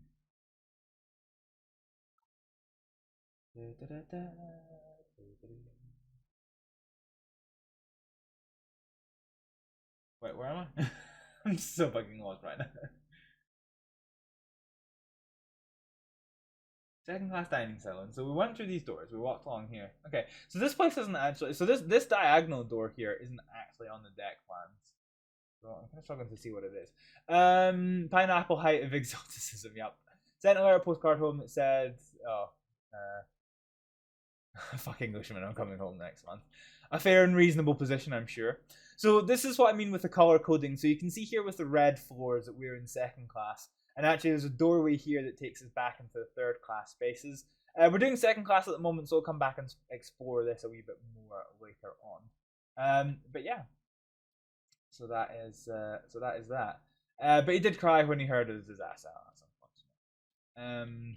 So let's go down another deck and let's see what we've got. So we're now onto the E deck. And you've now got the E deck inquiries office here, where your second class passengers could send telegrams, get some drinking fountains, etc., etc. Come through here, yada yada yada, and then there's just cabins and rooms and cabins and rooms and some more cabins and some more rooms. Wow. So yeah, come through here. You've got some stuff. This is interesting actually. So let's do two things here. For a start, I've been talking a wee bit too much, so I'm gonna go ahead very quickly and pop some pills so that I don't entirely lose my voice in its extrema. Okay. Let's sort this.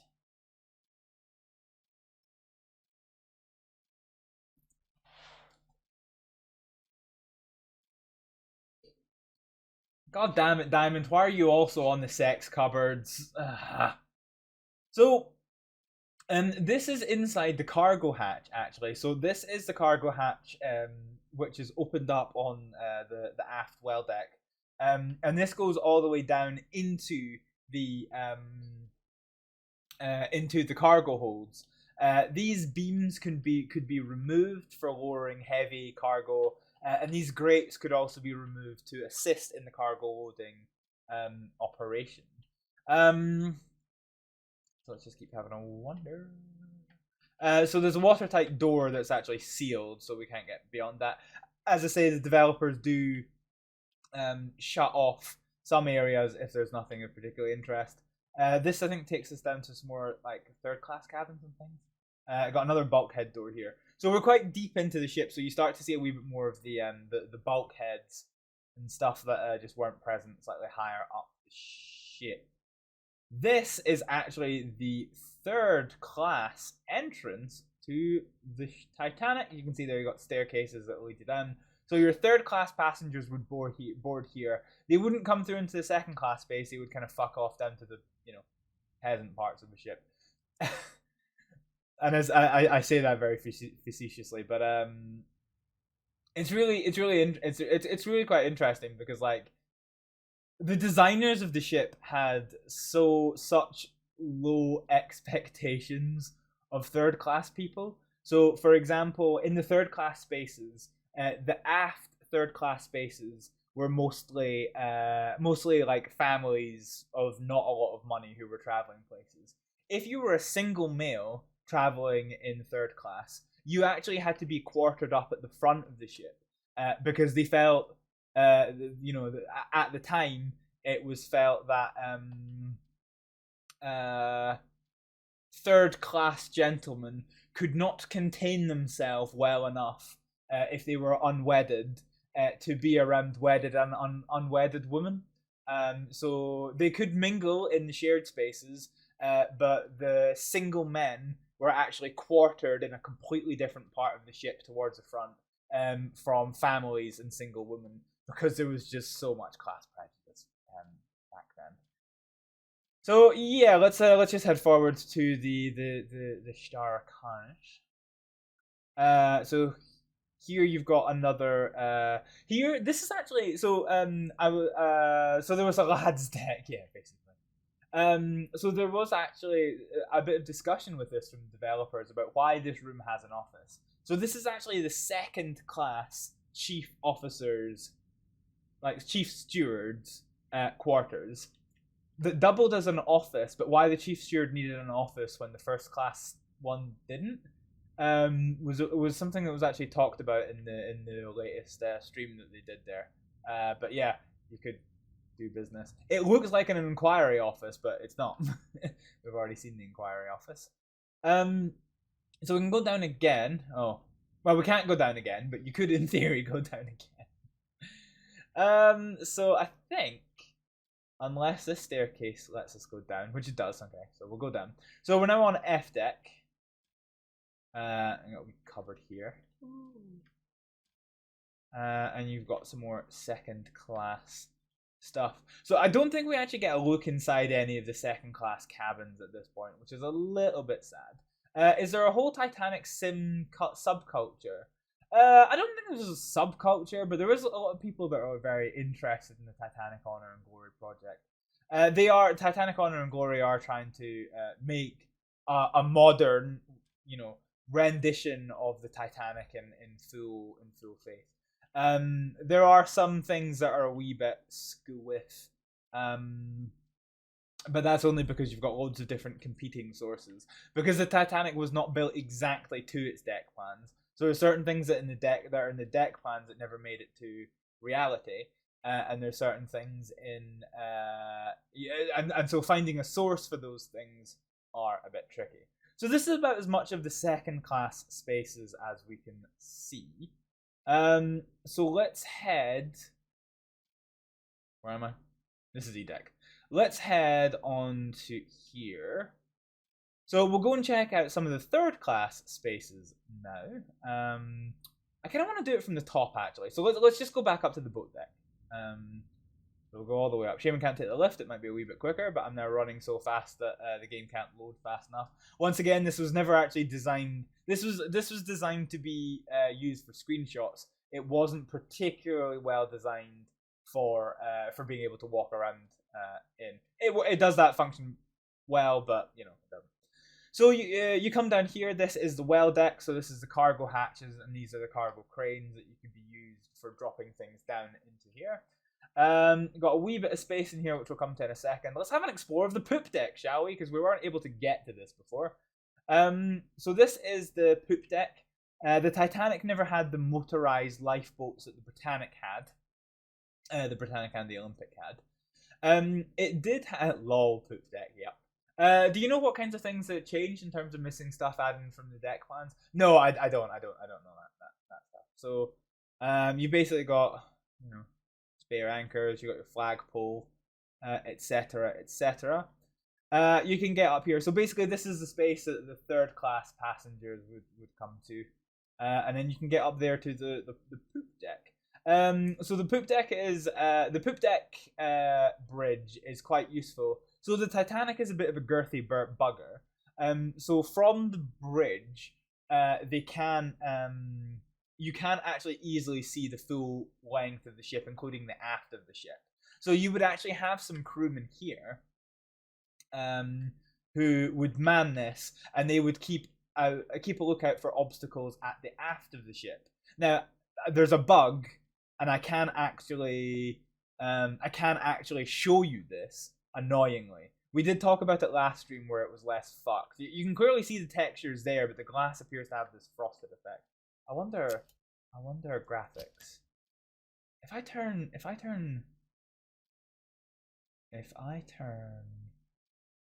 post-processing down a bit, is that going to change anything?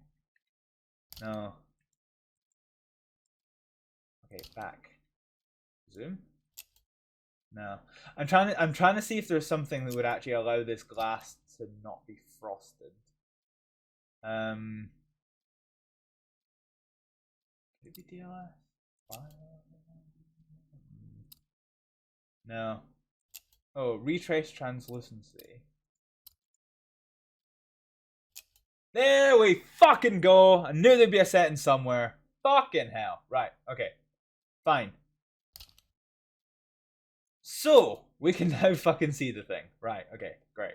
So, there's no direct controls of the engine room because the captain retains direct control of the ship from the main navigation bridge that we saw up at the front. so back here, we've basically got information engine order telegrams. So basically, the people that man here would give their suggestions to the captain for what they see. So you basically got their suggestions for this. So you would you would use this, and if they want to suggest going full speed ahead, you basically can. I actually think this is the wrong texture, to be honest, because this is a full engine telemotor thing. Making myself and the wee man some tea, so work a turkey, no problem, the mirror. Catch you later. Yeah. So here you go. So you've got your tugging instructions and all your things. So basically, this is what they would do. So you could use this to signal that you're clear to the starboard. Not clear starboard. Hold on, starboard, all clear. Let go the tug. You can basically just use this for sending a whole bunch of instructions between the bridge and the poop deck, and it's basically just a way of them communicating backwards and forwards to ensure that the ship is safe when you're doing maneuvers and whatnot. I'm actually starting to wonder now what graphics options I'm missing out on by having these all on label.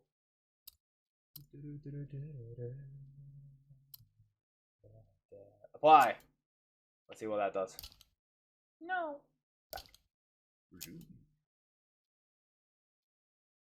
Well, it doesn't look that different. Oh, except that's now fucked itself again. Options, graphics. Oh, okay. The cancel is. Right. Okay. Let's put this on, and then let's go to control back. There we go. Right. Okay. Here we go. Fine.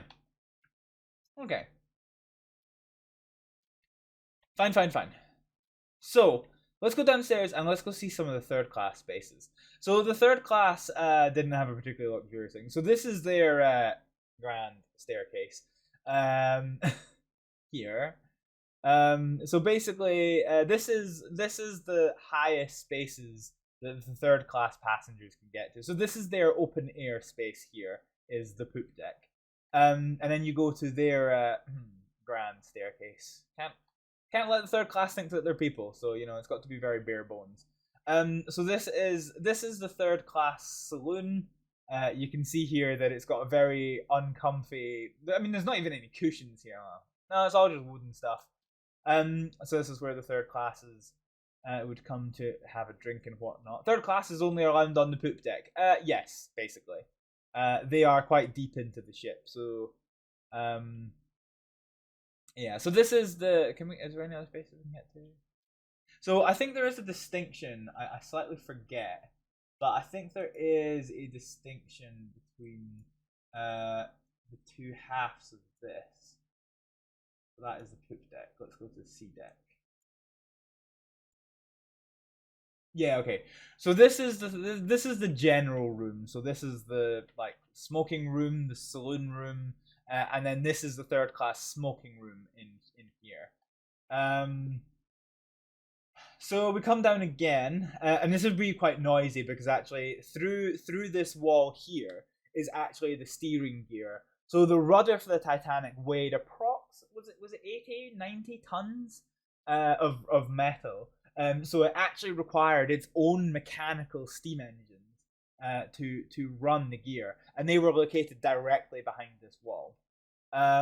We go downstairs, and I think we start getting. So this is, I think, one of the spaces. So this is us now in second class stuff.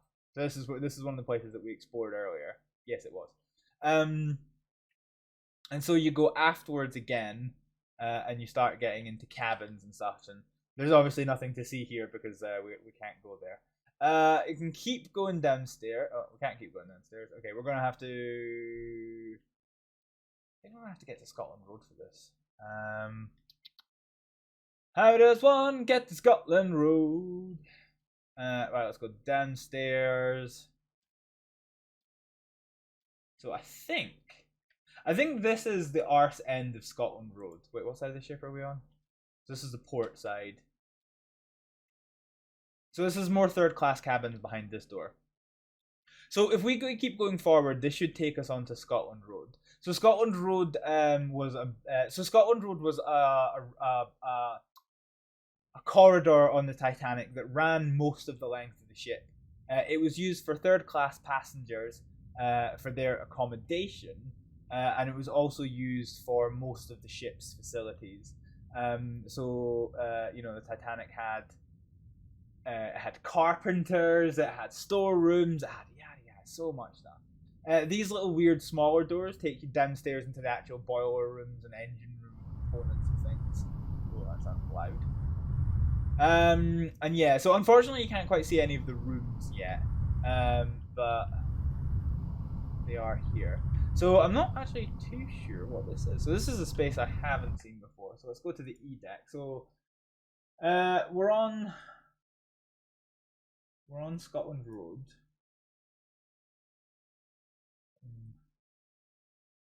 So is there a staircase behind us? No. Fuck, where am I? So there should be a stuff here. So this is the engineer's entrance. Yeah, I think I'm a lot further back from this. I'm trying to done navigate where I am. So if I come back through this bulkhead here, we should be at the staircase. So this is the staircase. Yes, that is correct. We come through this door and we keep going forward. Okay, so it seems that there's a... Oh, the staircase is internal. Okay. That's fine. So, yeah, right, okay. So, door... Wait, hang on. Door's here? Was there a door there? That is the question. Oh, no, okay, there is a door here. So this door actually takes you into an internal staircase. It goes down into the bowels of the ship. This is the Engineers Saloon. That is correct. Let's check. Oh, it's the Engineers Mess. So the ship's engineers would come, and this is where they would have their food and whatnot. There's a pantry and office here. And yeah, this is where they would come to have their food and whatnot.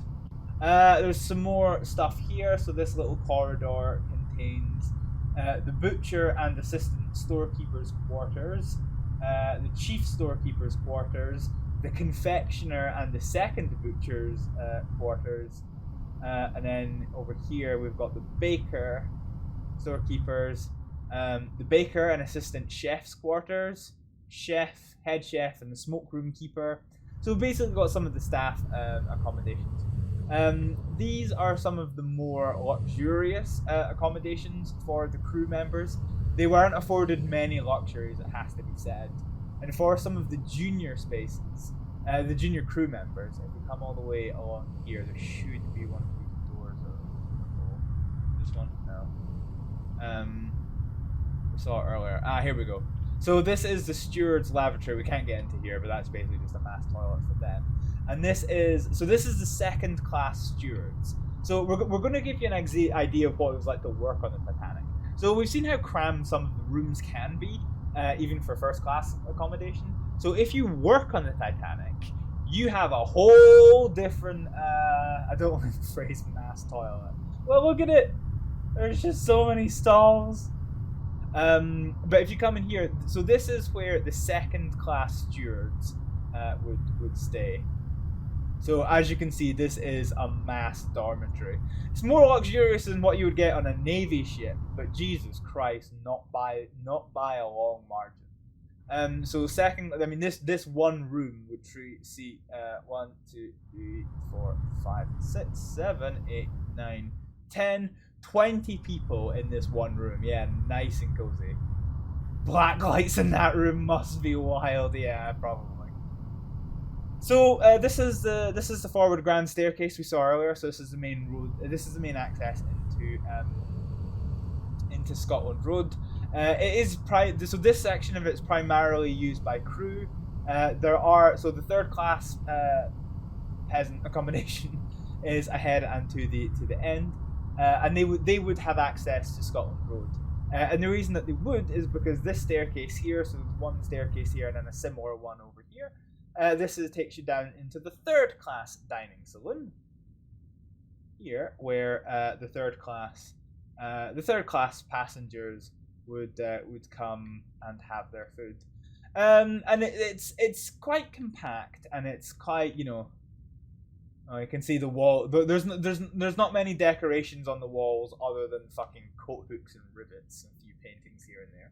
I actually have to say though, with a brighter feel to it, I somewhat prefer this to the second class dining saloon. Yeah, it's quite nice. So basically, there's a lot of third class passengers crammed into a very small area. So you can see there's actually quite a lot of seating for them. It basically split off into 4 rooms really. So third class forward port, forward starboard, aft starboard, and aft port dining rooms here. So yeah, this is if you were a third class passenger. This is where you would come for your food. Right, let's carry on forward down Scotland Road. So I forget where it is. We can get to go see some of the engineering spaces and whatnot at some point. Maybe save that one for last. It's quite that's our flap to get into the engineering spaces. So you come forward and you've got more staircases taking you up and down into various places. So you're going to have some cabins here. But engineers are nerds, ew. No comment. So we can't go down there yet. We can go upstairs. So this is the third class closed promenade. So every deck had an open space for the passengers to enjoy, and also a closed space for the passengers to enjoy. So the open space for third class was the poop deck. The closed space is this area right here. I'm not sure where the staircase takes this. Apparently nor is the game because we can't go up there, but yeah. So you've actually got a cargo hatch here. So the cargo hatch keeps you they keep it chained off, but you would basically open up these wooden panels to. I don't understand how you can say poop deck on the street. Well, I think it's clear that I am the superior adult then. So basically, we're right underneath the forward well deck here. You've got some more doors for boarding and things. But yeah, so there's some benches here for passengers to enjoy the spaces.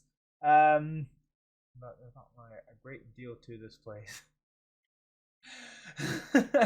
Great timing, Nightbot. Great timing. I love you. Here is my anus.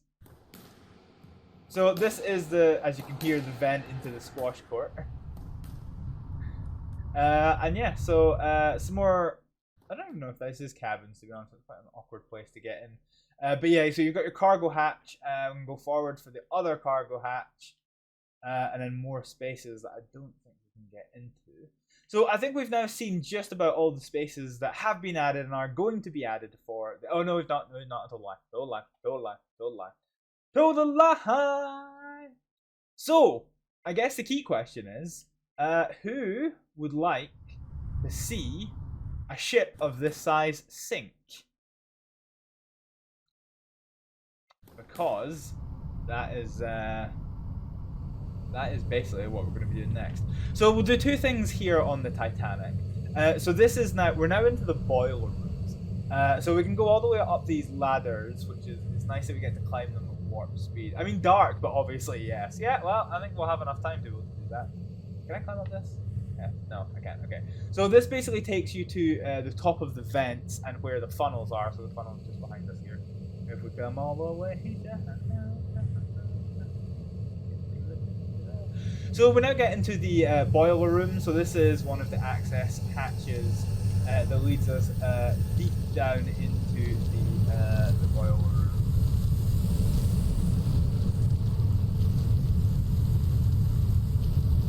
So if you were a fireman, this is what you're working. I'm just gonna put this off because it's really loud in here. If you were a fireman, this is what you would see all day. You would be here, and you would shovel the coal from the coal chutes, and you would pop it into the fire, good and proper. Basically, each individual boiler. So the Titanic had many double-sided boilers, so there was fires on both sides with water in the middle, and it also had 2 sets of one-sided ones as well for each end of the thing. So yeah, you basically put your coal in here. It would be on fire. It would heat up the water, and it would produce steam, which would go to the engines and propel the steam. Here is a bit of an Easter egg. So this is in the game where you find the Rubaiyat. Oh no, shit! I don't know if it's too dark or if it's not here, but it should be in here. Feck. So was it boiler? Hang on. Was it boiler room number 2? I'm just trying to work something out here. Titanic fire. So the Titanic actually had a fire. A lot of conspiracy theorists would tell you that it was the cause of the sinking of the Titanic. The Titanic wasn't unsinkable. It was only after it sank did anyone ever describe for the first time that they thought it was unsinkable. Nobody at the time the Titanic sank thought the ship was actually unsinkable. I'm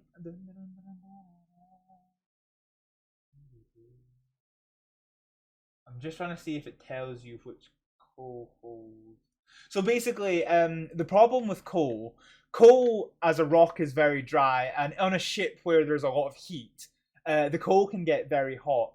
And it's actually not that uncommon for coal to actually start self-combusting in those situations where it's stored for a long time.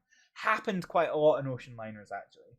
And so the Titanic did actually suffer a fire as it left port. I think it burned for about 3 days. And basically the way that you deal with it is you put the burning coal. The coal is going to be burned anyway. You just put it in the fire.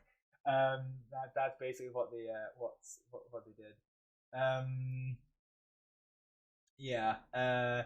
Some people do tout the fire as one of the reasons that the Titanic's metalwork was weakened. God, this is so fucking loud. I just put this over here with the rest of the fire.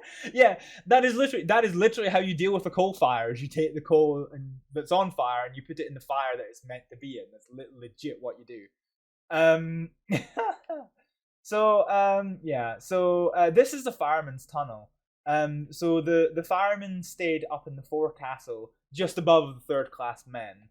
And so basically this corridor here, which you can't get all the way down. Oh wait, can you get all the way down? Okay, you can, but it doesn't actually lead to anything yet. At the end of this, there's basically a staircase that the firemen use to get to their accommodation, and then they basically have this long walk to get from their quarters into the furnaces, and then they can use, if you go upstairs, you can basically use these walkways to move between the furnace areas. So we can't actually get there, but you can get over the other side down and then start moving between the furnace areas. So yeah, so that was the last space that we've got of the Titanic. We'll go and revisit the bridge very briefly. Where's the grand staircase? It should be here. We'll go and revisit the bridge because now that we've worked out we can actually see shit.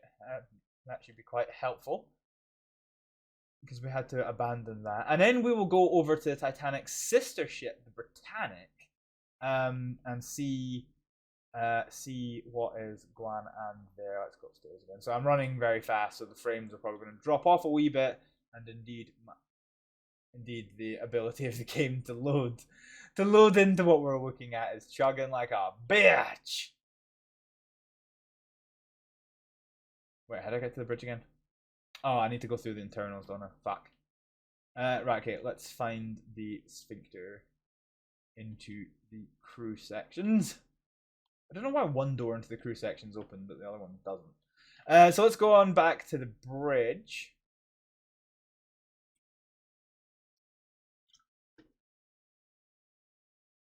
Okay.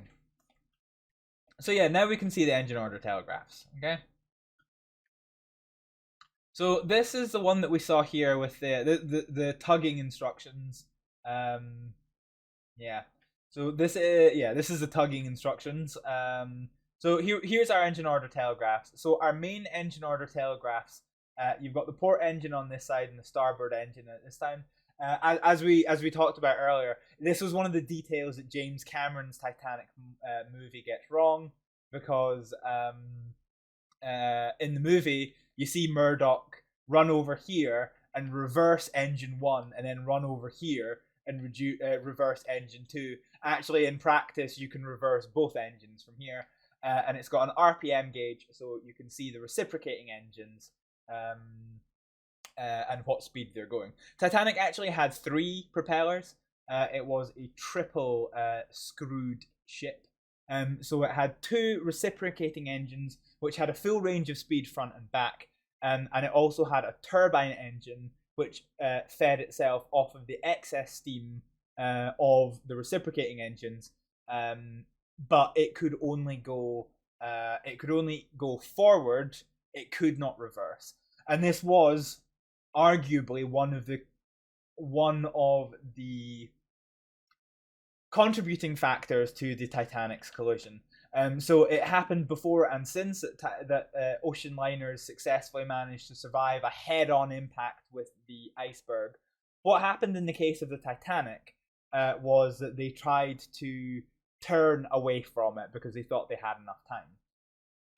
Arguably, obviously, it's all just conjecture because we have no idea how close the Titanic actually was to the iceberg when they first noticed it.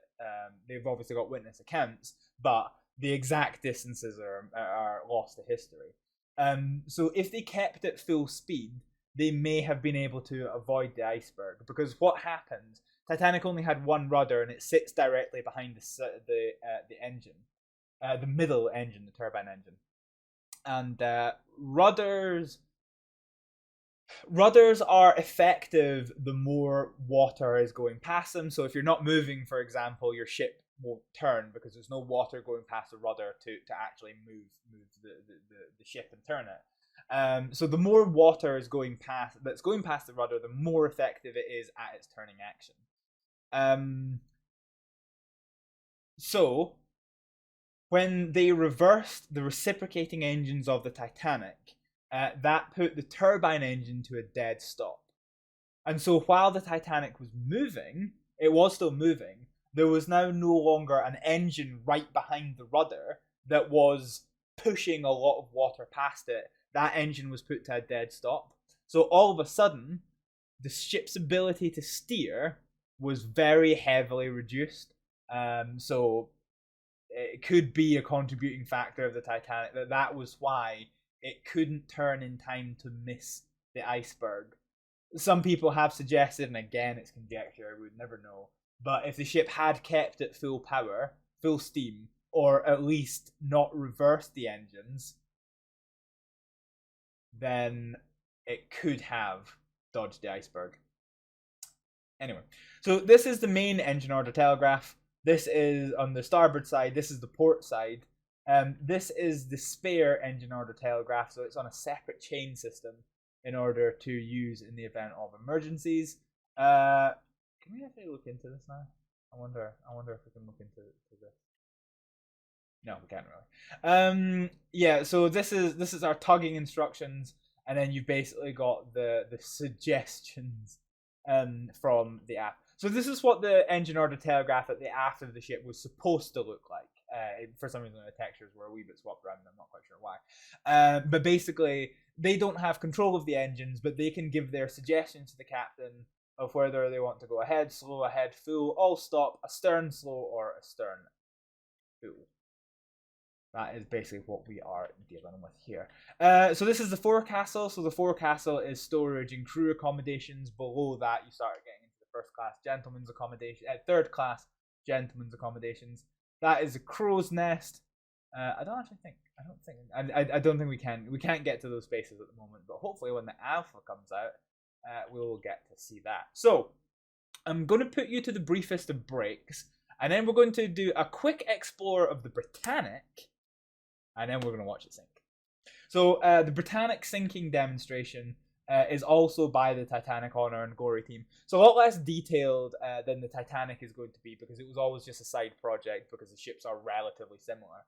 But we'll take a look at. I'll take a quick break to go and refresh my drink, and when we come back, we will do that. So I will see you momentarily. Yeah, I've pissed somebody off. Oh my gidding T-Goosius, I have pissed someone off. What? No, why are you playing? Alexa, shut up. No, shut up. No, don't play Despacito! Why are you playing Despacito? You're a grenade. Ugh, fuck! Right, okay, yeah, you are a grenade.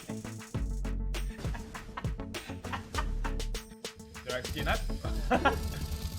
Yeah, go away. That was... That's worse than the gun I had for this situation. Oh my That's a god! Oh, fuck! God damn it. Hello! Imagine being a creature in actual life, just running around in circles. Oh, that one's chill. I want to be that one. Actually, no, to be fair, I want to be that one, but that is the random mushroom thing that I am. The one that's running very fast, but getting absolutely nowhere. That is literally me in a fucking nutshell. Pretty good. But enjoy that so much. Whee! Oh god, he's stuck to my wheel. Oh lord. Oh god, this is just horrible. I kinda almost feel sorry for him now. Can I get two? That was ah!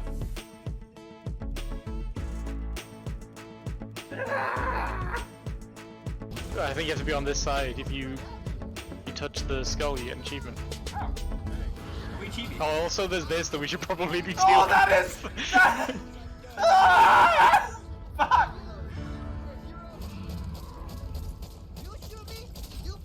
Ah! I'm stuck on a cabbage patch! Why is he coming for me? See, that's the problem with train. They're many line. They're many big.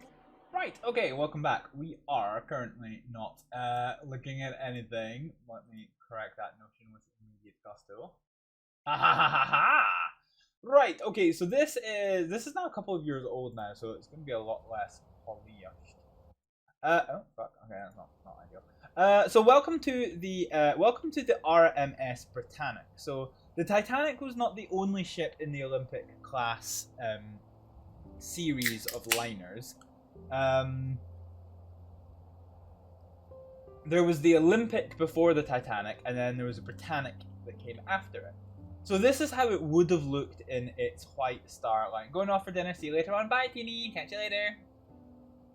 This is the Britannic and how it would have looked in its White Star line outfit.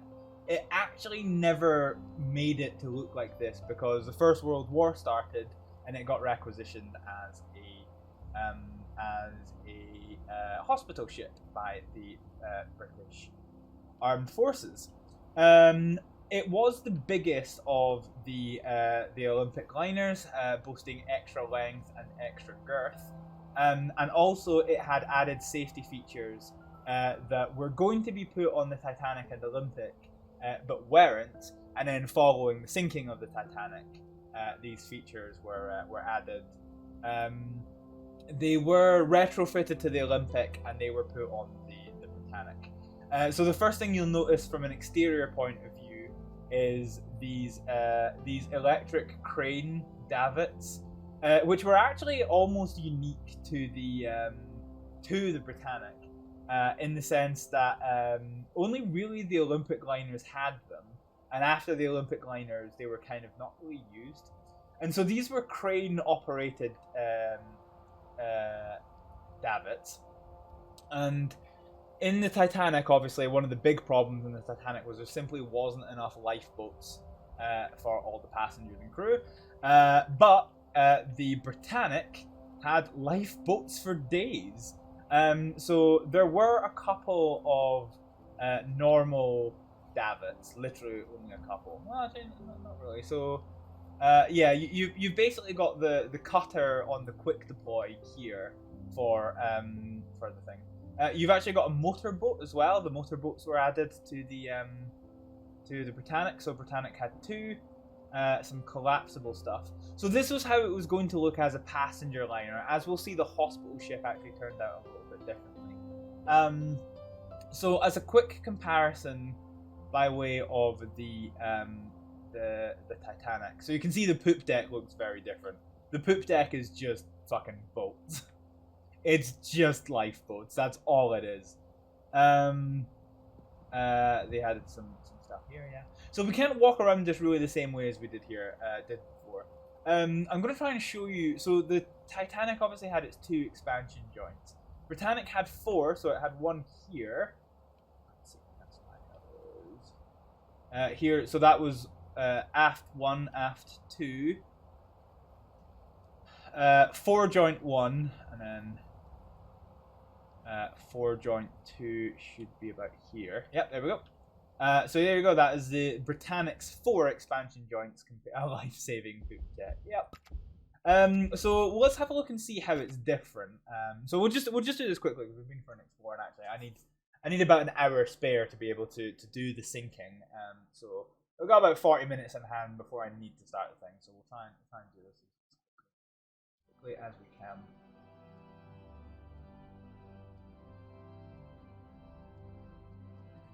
So yeah, oh fuck, oh frame rates. What you doing, frame rates? So this is the Britannic's forward grand staircase. We're at the boat deck here. Oh god, you can't run. Oh fuck. That's the organ behind there. Yeah.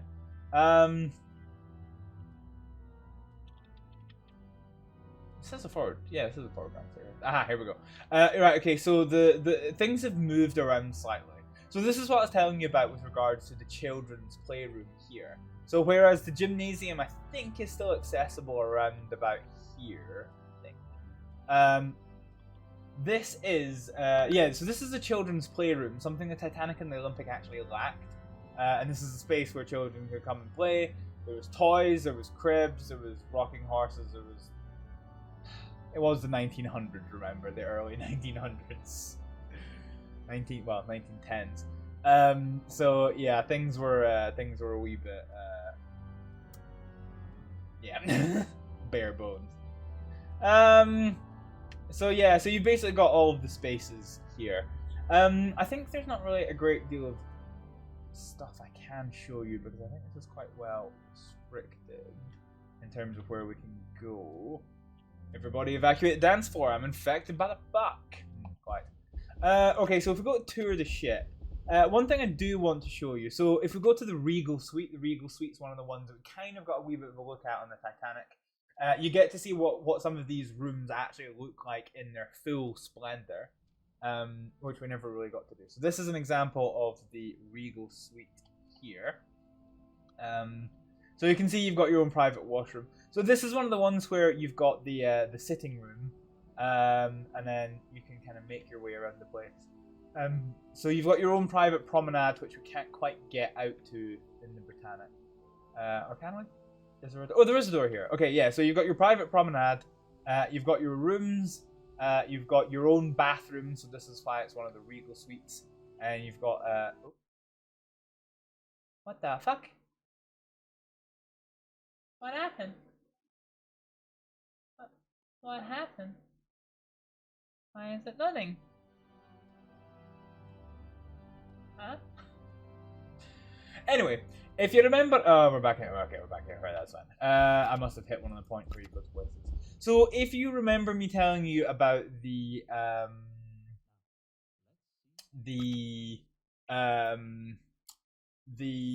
swimming pool, and that the Britannic was a third of the ships that were done. We can't go back into the Turkish Bath, unfortunately. So you can get a look at the bottom of the grand staircase. This is how the Britannic swimming pool would have looked had it been completed. And as you'll see straight away, the intention was for it to be a lot more grand than the Titanic's. So the key difference here is actually that there is a double hull. So the double hull of the Britannic was extended very high up the, much further up the ship. So the double hull, the presence of the double hull, meant that there was now no walkway on the right-hand side to walk all the way around the pool like you did in the Titanic. And the way they hid that is putting these glass windows in front of the portholes, and then this lovely marble walling to really hide the changes that they made, while still keeping a very, very grand and fancy feel to it. So had it been completed as its intended passenger liner, the Britannic would have been. There's a lot of changing rooms for a tiny pool. There really is, isn't there? Yeah, so this was how the Britannic swimming pool should have looked. Interestingly, I'll show you how the Britannic swimming pool actually looked. So when they converted it to a hospital ship, everybody, all of the rooms were converted for military purposes. But actually, interestingly, they kept the swimming pool. So basically, almost every space that wasn't being used for something was used as a ward space. And you'd fit a good number of people in here if you drained the pool, and you could fit a number of beds in there. But actually, no, they kept the swimming pool as a swimming pool. So the furnishings were very much cut back.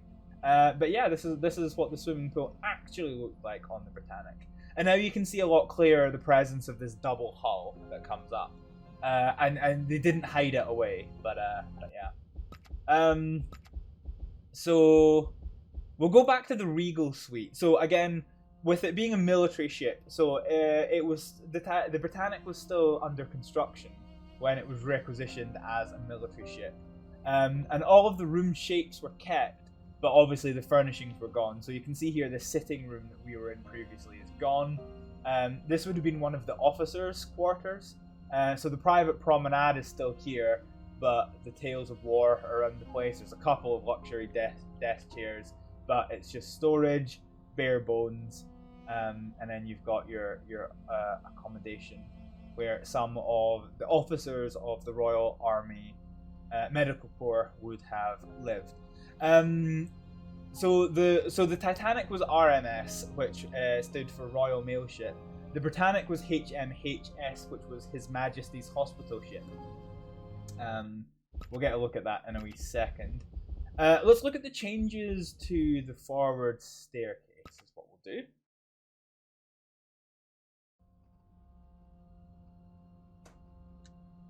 And so this is Britannic, Patroness of the Mediterranean, which is a separate title technically from Titanic, Honor and Glory. But gotta get food back in a bit, no problem. Yeah, so you actually do get to see the sinking in this, which we will do. So you can see the organ has been removed. So these grates behind here that would have been for the air to get out the pipes of the organ have gone, and you can see here the grand staircase is the railings were kept, but everything is very, very bare bones and cut back. The children's playroom, as it was meant to be, is now just mass storage. And if we meander over the other side, probably gonna see some more stuff. No, this is a gymnasium on this side. So they actually kept the gymnasium.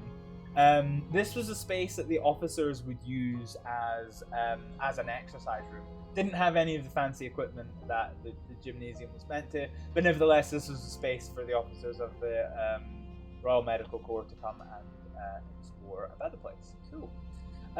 So if we have a look exteriorly, yeah, see the jump button, there's no fucking run button. Tour the ship. So if we do HMH, I wonder if we actually just walk this. So we'll get to have a very quick look at the exterior, and you'll get to see some of the. I should have done free cam actually. Tour the ship. So let's do free cam. Let's do the free cam. We'll do the free cam. Okay. So you'll get to see the hospital ship livery. So this is the hospital ship livery. So the way it worked was that you had this white with a green striped livery with the red cross displayed at the front, the center, and the rear, and it also had these two things. These are actually light up. We'll take a quick look at it at nighttime. So you'll notice two things. You'll notice that one, the livery is nowhere near what it was intended to be when it was supposed to be the passenger liner. Obviously, the White Star Line's colors were very, very, very different. And the other thing you'll notice is that there wasn't. The positioning of the davits was changed. So, with it being a warship, effectively, and not a passenger liner, there was less need. So, what the davits allowed the ship to do was compress the number of space needed for lifeboats. They were unsightly, but it at least compressed the space. But as you can see, you've got a mixture of the electric crane davits, but actually also the Welland davits as well. So now these are double stacked, like you were supposed to see in the Titanic, but they decided they wanted more space for the stuff. So you've got a mixture of normal lifeboats. I don't think there's any cutters. I think they did away with the cutters on this. I think they only had the motor launches at the rear. Or towards the rear, sorry. So I think you had the cutters here. So there's the three kinds of lifeboats on board the Britannic. There was three on the Titanic as well. But so on the Britannic, you've got the motorized launch, you've got your normal sturdy lifeboats, and you've got the collapsible lifeboats. So the reason that these are collapsible, so you've got the wooden base there, which is actually quite thin. But you've got this canvas side that can be raised up to make a full boat shape. It can be compressed down for extra space, and then when it needs to be used, it can be raised up into a full boat format. So this is what the collapsible boats look like. If I show them, I think there's one in the collapsed position. So yeah, so this is a collapsible lifeboat in the collapsed position with a tarp over it. So yeah, so that is the motor launches. So exteriorly, everything, a lot of the deck, there were some deck chairs around the place, but a lot of them were done away with. Everything's very practical now, is the key difference. And actually, if you go downstairs and have a look at the enclosed promenades, so this is the open promenades, and with it, other than the exception of lifeboats. And you can sort of see why they didn't want to put the lifeboats in this format on the Titanic, because this is the passengers' promenade here, and you wouldn't want them to have to deal with this, or rather, they didn't want them to have to deal with this. Towards the back of the ship, there's a little bit of changes. So the poop deck's got some additional little buildings and things here. This is actually the ship's mortuary, which was added in, and then there's just a whole bunch of that stuff around the place. So basically, you can see if you look here in the windows. That's the staircase there. But mostly every space that was not used, so some of the stuff was kept for lounges and things, but most of the spaces that weren't used for comforts and accommodation were used as ward space. So you can see you've got the promenade here. The third class, what was the third class enclosed promenade, was opened up to kind of for use by some of the military members as a promenade, so that was kept there. If we move to the front of the ship, you'll actually get to see. And it's like the sun setting here. Yeah, so we never got to see these spaces on the Titanic. But basically, if from the bridge here, so this is our bridge, so we explored the bridge.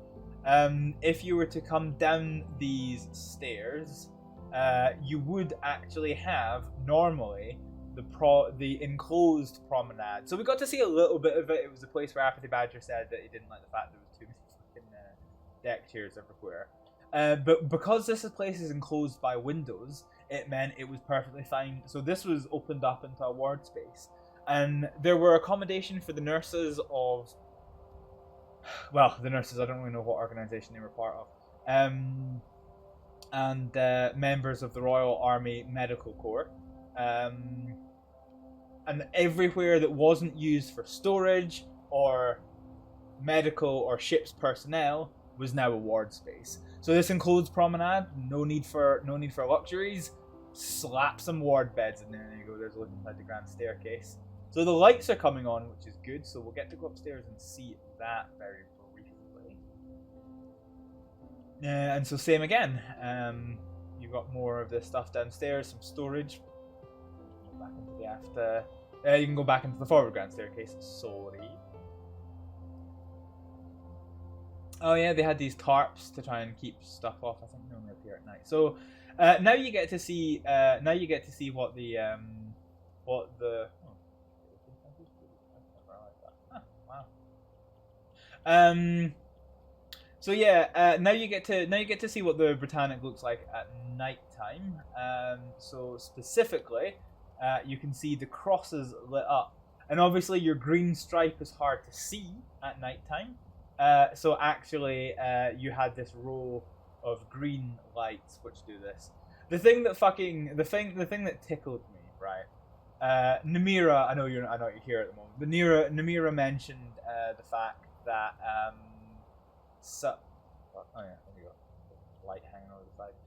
Namira mentioned the fact that is there a close knit group of the Titanic community? The answer is that there's a whole load of wet wipes out there. And the developers added in this lovely touch of the Northern Lights. Look, it's nice and pretty and wow. And I remember when I did my first video on the sinking of Titanic, I think I made 3 in total. And everyone got so fucking salty with me in the comment section on YouTube. They were just like, actually the Britannic never sailed anywhere where the Northern Lights would have been seen. It spent most of its time in the Mediterranean. It's like, okay, right. One, I didn't make the game. Stop fucking whinging at me about it. And 2, it's just a bit of fun. Just fucking leave it alone. And then eventually at one point I had to explain what fun was to some of them, and they were just fucking absolute wet wipes about the whole thing. So here's a look inside the crow's nest. So you can see there's no ladder on the outside, although you can't climb up this. So yeah, actually the ladder is inside the pole. It goes all the way down, and you access it from basically inside here in the forecastle. So this is your forecastle here, and you've got your superstructure. Well, forecastle, well deck, superstructure, and you got the well deck, and then the poop deck at the back. So this is basically what it looks like. I mean, it's a boat in the sea. It looks cool as fuck. Yeah, I mean, it looks. Look at fucking this. I might peek myself back a wee bit and grab myself one of them screenshot-roni macaronis. Look at that. Look the fuck at that. Look how pretty it is. So yeah, this was how the Britannic looked at the time that she sank. She was, yeah. Oh, this is one thing you don't get to see. This is the place where Jack and Rose do their thing. This is the very front of the ship. This is the anchor. So you've got anchor 1, anchor 2, and then you got the spare anchor, and then the anchor chains and things here. So yeah, this is a forecastle ship. So you get to see some spaces that were there on the Titanic, but you just didn't really get to see so well during the demo. As I said, the demo is fairly restrictive in some senses, purely because it was there to get screenshots, not really to walk around in, but they decided to walk it around, to give you a walk-aroundable version while we waited, while we are eagerly waiting for the the alpha version to come, which should hopefully have a lot more stuff, including the sinking demonstrator. Exciting. So you can see here you've once again got more ward space. If you look at the windows, wards, just beds everywhere. Everywhere is just storage, wards, or spaces for the nurses. As we mentioned, so this would have been the Pam Court Lounge. You can see its grandeur has been very much scaled back. And yeah, this is the Britannic. So, oh, are we going there? No. Shall we watch it sink?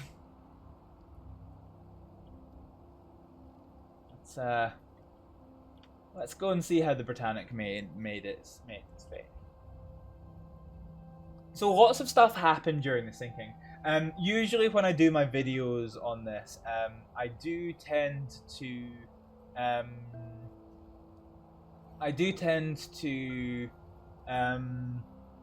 have my notes with me. I actually don't have my notes with me today, so there's probably going to be some stuff I forget or possibly get wrong. So feel free to take everything I say with a pinch of salt, as you should anyway, because I'm just a massive cretin. But I'll try and talk you through what I remember as much as possible. So let's quit out to the main menu, and let us see how the Britannic sank. So the Britannic actually took its impact in the same place as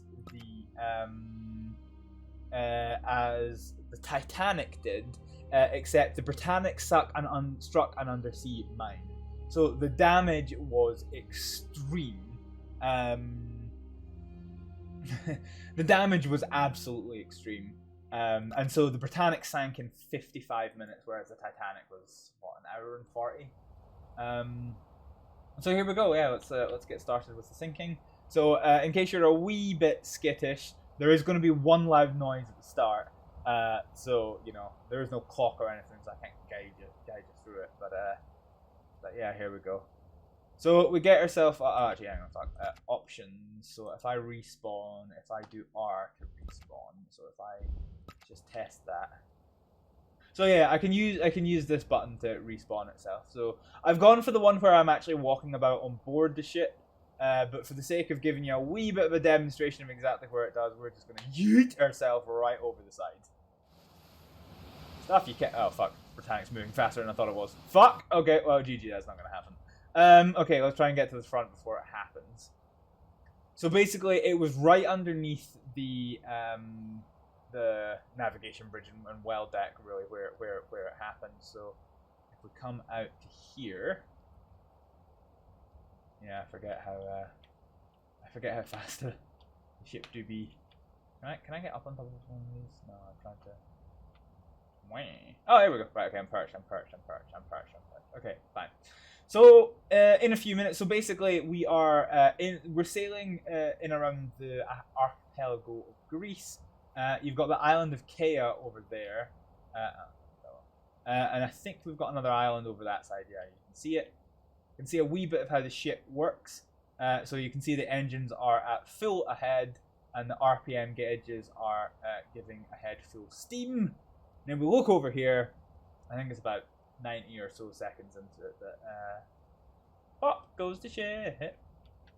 And see if I can get back up on top of my perch.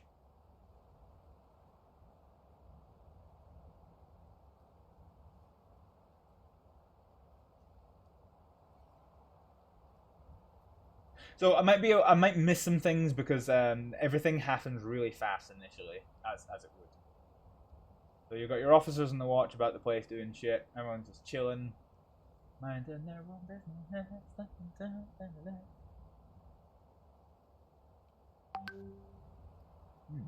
Keep getting messages. How unfortunate.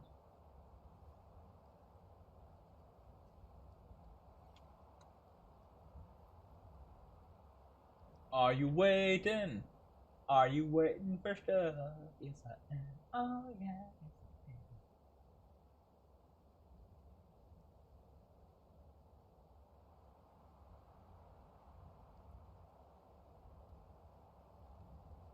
See, I don't want to look away and start talking about other things, because I know as soon as I do, it's just going to fucking happen. But it's been more than 90 seconds. There it is. There it is. So there's the explosion. You can see the ships being rocked around the place. Everyone's like, what the fuck? So you can see ships now rocking side to side pretty heavily from this. And so now what's going to happen is the crew is going to rush over here. And they are going to do the instructions. They're going to do the instructions to shut the watertight doors. So you'll hear the alarms in a second. So they've realized, you know, that was a big explosion. You saw how much the ship rocked. They will do that at some point. I remember it happening almost straight away. Jesus Christ. Also, why is everything like quite fuzzy? What the fuck? I might actually just take the opportunity to turn down post-processing a bit. I hate post-processing. No, it's still blurry. Why is it still fucking blurry? I wonder if it's because everything's on cinematic. It's trying to be. I think it's trying to be too fancy about it. Oh, smoothing at a distance. Okay.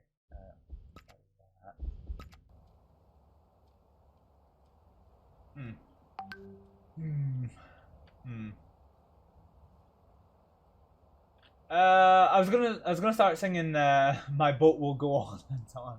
Hibbo, you're way to crash into an iceberg. I think. You don't think, Stu? You're on the wrong ship. This is a Britannic. So now they're obviously trying to assess the damage, and they've now put the engines to full stop. So that ringing was the chains moving in the engine or the telegraph. So they've put the handle at the top to all stop, and now the engine room have confirmed that they are all stop on the engines. You're going to see the RPM gauge start to fall off a little bit here. Notice these cables dangling. This actually didn't get noticed straight away. But these cables actually ran the length of the ship. I never pointed them out when we were on the Titanic. But that is the radio receiver. And it was severed by the jolt of the explosion. So while the Britannic could send out messages, they did not know that the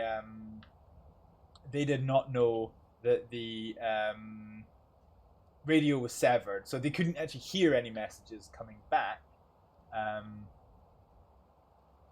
Yeah, I wonder if we've missed that actually. So there's supposed to be an alarm bell ringing as they seal off all of the watertight doors, which you could do from the navigation bridge.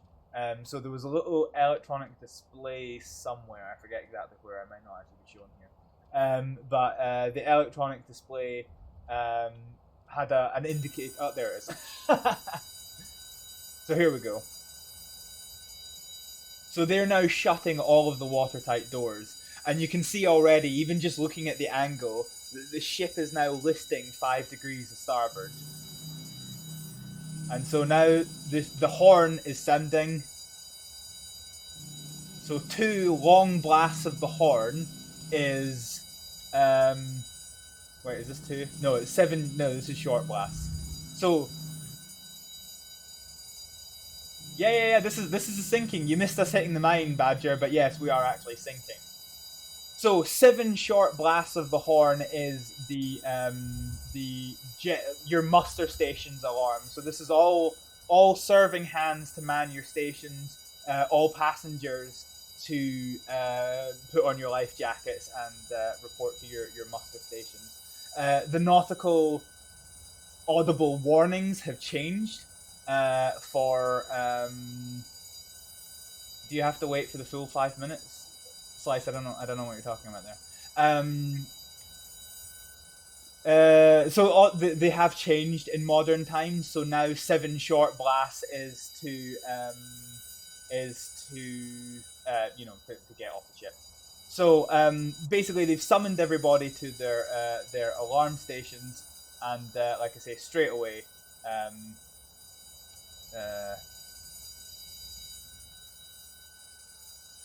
They've shut all the watertight doors. So that's what that alarm bell is. It will stop eventually, don't you worry, little Do you have to wait the full 55 minutes to sink? Yes, this is a real-time sinking, so yes, the sinking will be 55 minutes. What have we done so far? So straight away we have, we've got the alarm bells and the watertight doors. Our radio receiver is destroyed, so we can't receive any messages. The distress message is now going out. Is this the Britannic? So, Badger, the Britannic sank during the daytime. The Titanic sank in the dead of night. So, as you can see by the sun, this is the Britannic sinking. So yeah, we're just doing this because there is no Titanic sinking. But it gives you what it's like. It gives you an idea of what it's like to be on board a ship that's sinking. So as you can see already, the ship is listing. One thing I never talked about when we were on board the Titanic. Notice that the fourth funnel doesn't actually have anything to coming out of it. So the funnel 1, 2, and 3 were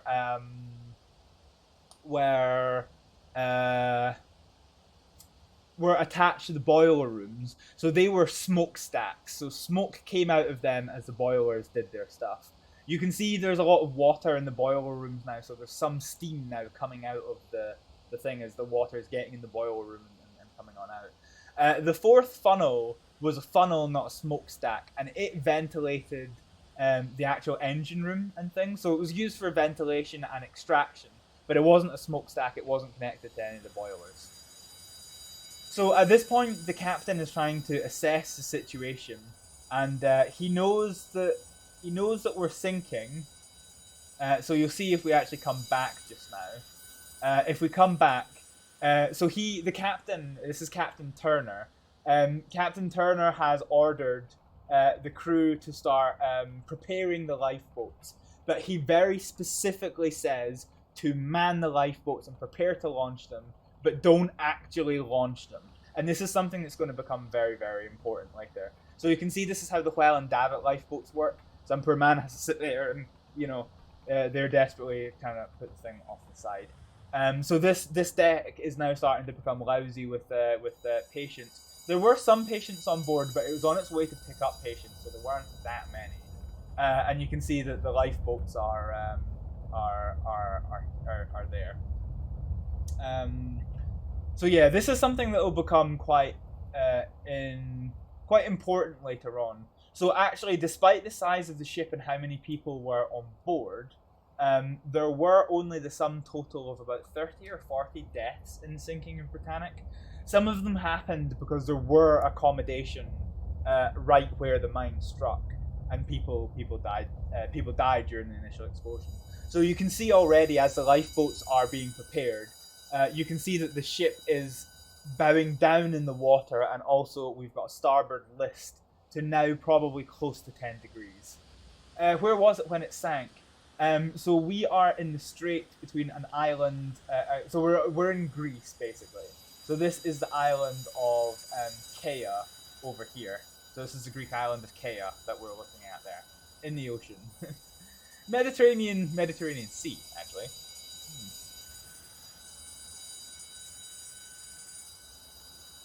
So at some point, we're going to see one more thing happen in the bridge. And hopefully that infernal fucking ringing is going to stop.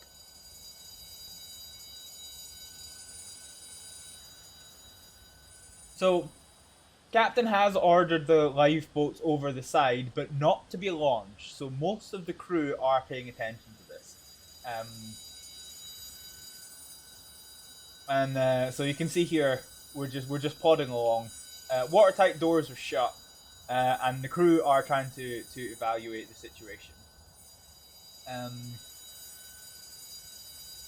The captain, I don't want to preempt myself really, but I don't know exactly when it's going to happen, to be fair. Oh yeah, actually here you go. We never got to see this so well on the Titanic, but this is what the compass actually looks like when you see it. I think if we actually go on top of compass deck. How the fuck did I get to the compass deck? Compass deck. So yeah, as the sinking goes on, you can see just how much damage there was to the ship. Oh fuck, how the fuck did I get that? Fuck. See, there's a lot of steam venting now from this first boiler room because of the amount of water that's coming in there. Okay, you've actually got a compass point here. Didn't quite realise so well, but yeah, you can see the compass in there, and the compass on top of the compass tower is basically exactly the same. Cool. Okay. Ah, hang on. We can now see some of the electric davits doing their work. Let's go and have a look there. So yeah. So the way the electric davits work is they're basically cranes that can attach and detach the lifeboats to them. So the way they work is that they pick up the lifeboats in the retracted position, which that one is in, and then they swing the lifeboats over the side. So they go into a launching position. So from here you can... Oh, fuck, I fell. Shit. That's problematic. Okay, we're back. Yeah, so you... they hold them over the side so that they can be boarded. And then once they're boarded, they then lower them further out and go. The benefit of these is because of the extra reach that these load. These are much better for launching the lifeboats when a ship is sinking. So I'm trying to...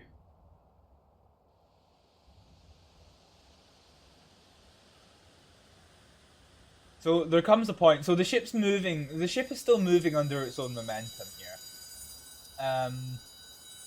And basically the assessment of the damage by the captain is going to be not unlike the Titanic, that there was an initial very rapid sinking and listing as the water flooded the spaces that it could reach, and then it slowed down significantly. So in the Titanic's case, it slowed down almost to the point that the Titanic stopped sinking. The Titanic very, very almost didn't, when it started its final plunge properly, it happened very, very quickly. But for the longest part, it was just sitting there barely flooding at all. And I did a video of the Titanic sinking in a game called Sinking Simulator, and I actually showed exactly why the sinking came to a very, very slight. It almost stopped, frankly, the Titanic, and for a period of time, it was still sinking, but it wasn't perceived to still be sinking. And then eventually the water just reached the top of the bulkhead on E-Deck and started spilling over, and that was where the Titanic properly started its final plunge. At that point, the water went over the side. The more water went over the side, the faster water went over the side, which then just kind of snowballed until eventually it plunged well underneath the water. So we're currently experiencing a very similar thing here. So the crew are preparing everything that they need to. They're doing an assessment of the damage, and as I say, their assessment is that the rate of sinking has slowed down significantly. So what is going to happen in a few minutes, or at some point, is that the captain is going to make a decision. And the decision is going to prove to be a fatal one. The ship is already doomed. They know that. They know that. You don't hit a mine in the sea and just walk it off. That just doesn't happen. But the captain's going to look at his situation and he's going to think, that island's pretty close. So he's going to order the men to the engines, and they're going to full steam the engines, and they're going to come hard a starboard, and they are going to make towards this island. And the reason that they're going to make towards this island is because the captain wants to try and beach the ship. And that's important because you can beach a ship. Sorry, you can't have a ship sink if it's already on the seafloor, basically. Full steam, drive the nose into the sea. Yeah, exactly. And so that is why the decision is problematic. So as long as you're not moving forward, water is still flowing into the ship, but you are not sinking. Sorry, you're not forcing the water into your ship. But by going full speed ahead, which is what he did and what actually happened, you are suddenly forcing a lot more water into the ship a lot faster. So that exacerbates the rate of sinking. And the full steam ahead only lasts for a few minutes before Captain Turner is like, problematic in nature. So yeah, I'm just trying to see from my notes exactly when.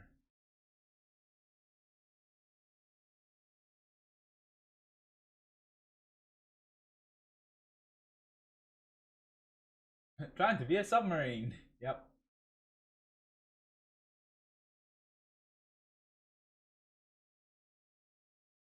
Ah, okay, so it doesn't.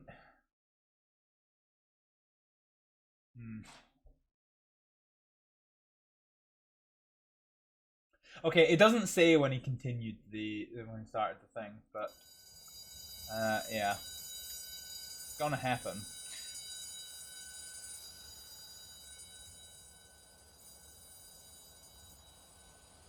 So if we take a hop over the side, I think we'll get to see how fast the ship is still moving. So it's still moving. So you can see now that green stripe. The green stripe, which used to sit so proudly above the water, is now dipping in pretty well. And actually, if we head over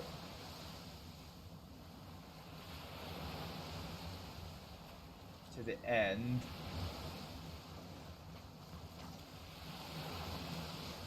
To the edge of the ship.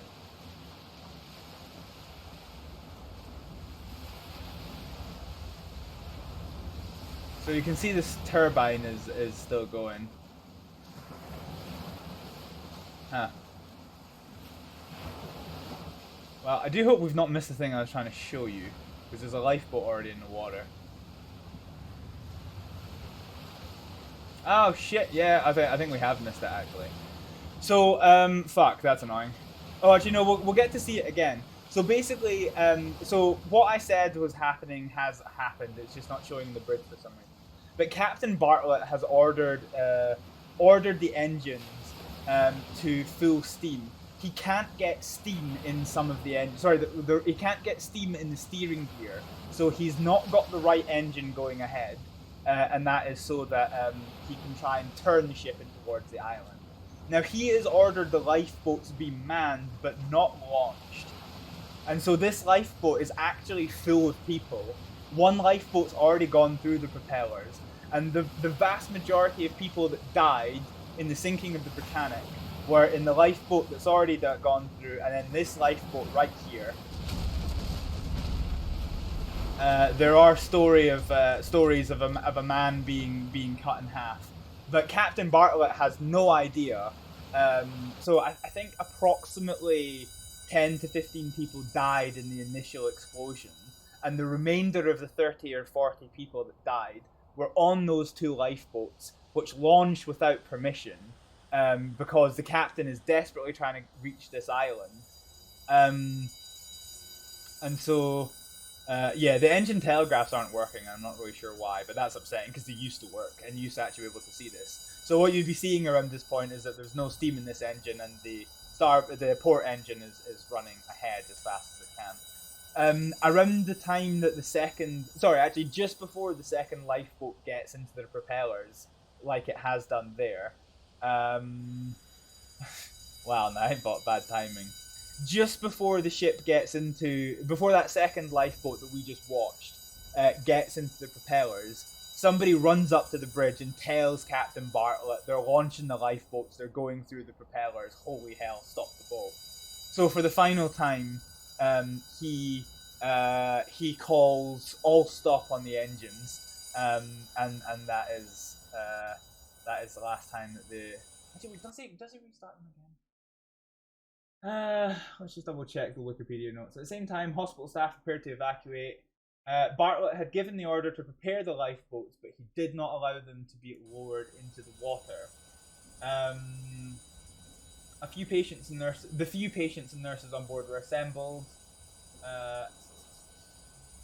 and the Royal Army Medical Corps went deck to deck to make sure nobody was left behind.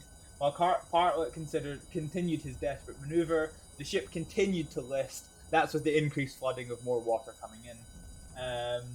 The other crew members would begin to fear that the ship would list would become too large, and so they put the first lifeboats into the water without waiting for the order to do so. Bartlett then decided to stop the ship and her engine. Before he could do so, 2 lifeboats were put into water on the port side, which is the left side, and the propellers, which were beyond the surface as we saw, sucked the lifeboats in and tore them apart, mincing the lifeboats along with their passengers. Bartlett then finally stopped the lifeboats before they could sink any more, before they suck in any more lifeboats.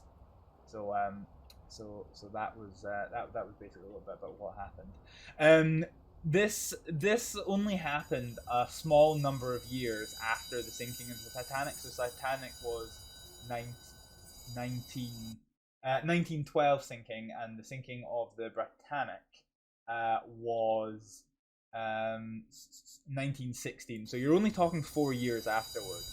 And there were actually a group of the firemen who put the coal in the boilers, who panicked when the ship hit the mine. And actually the first lifeboat to launch, if memory serves me correctly, was firemen who... yeah, it's panic. It was a bunch of firemen who panicked. Sorry, I just found that. Yeah, you found the... Yeah, there's 3 that were added, Bachelor. And then you said panic. Yep.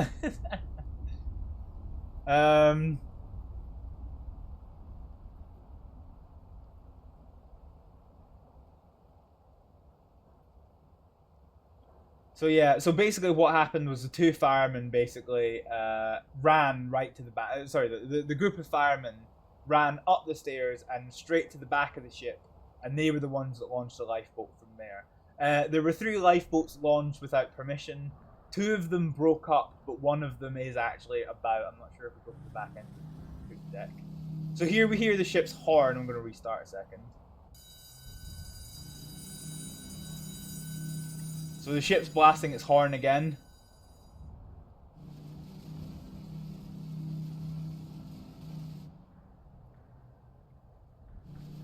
And that is the captain signaling.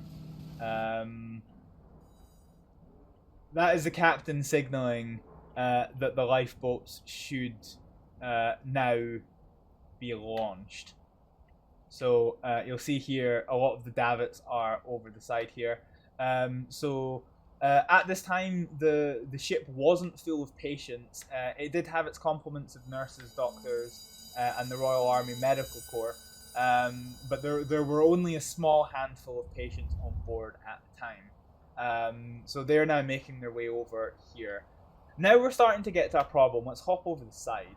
So because of the list, so even though this davit is coming out quite far, you can see as the ship gets quite close, as it gets quite close to the bottom, that actually it's getting closer and closer to the side of the Britannic. And that's because it's listing to the port. And because of that list, these lifeboats are now unusable. And that is because if they were to be lowered, they would scrape against the rivets of the hull of the ship, puncture the lifeboats, and then they would sink. So these davits, the electric davits, could still be used while the ship was listing, but the older Whelan davits are now a danger to be used.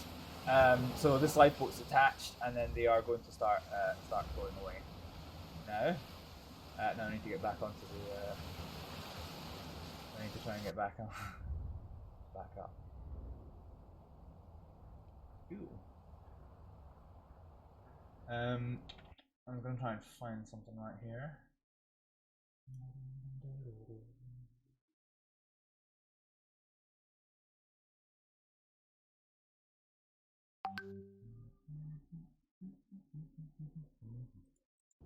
Cool.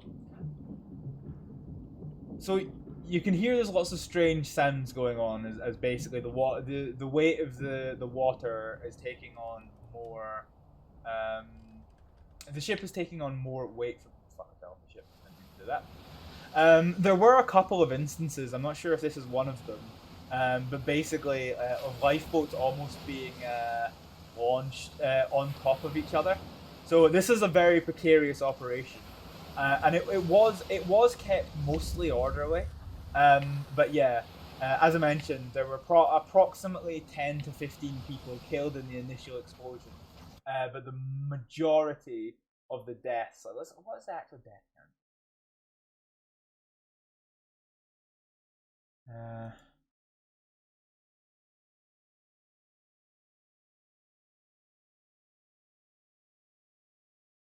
Trying to see, because my memory seems to remember 34 people,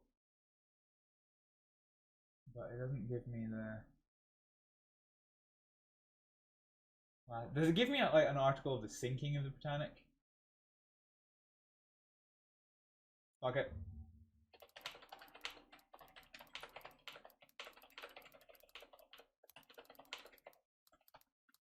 So yeah, like I said, most of them. No, not Titanic. Not Titanic. Yeah, okay, so 30 people exactly died. Let's just have a look at this.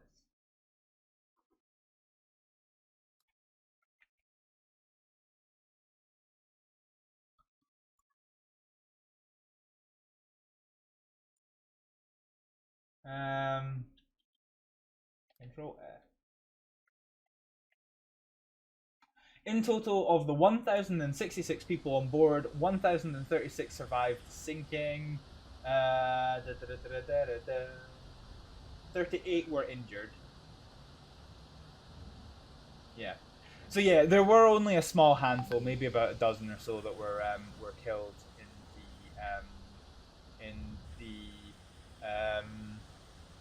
in the actual explosion, and everyone else died in the launching of the lifeboats, or were injured in the launching of the lifeboats. There's a horrible story about a woman who dived in the water from one of the lifeboats that launched too early. That when she came up, there was a hand on her shoulder, and then she went to go and turn around to find out who it was, to realize it was just a hand on her shoulder. So now that the Welland Davits, or most of the Welland Davits, have launched their full lifeboats, the davits are now being returned to the sides here. So they're now going to launch the collapsible lifeboats.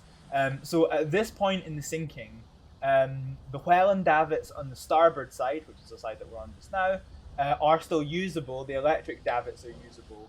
The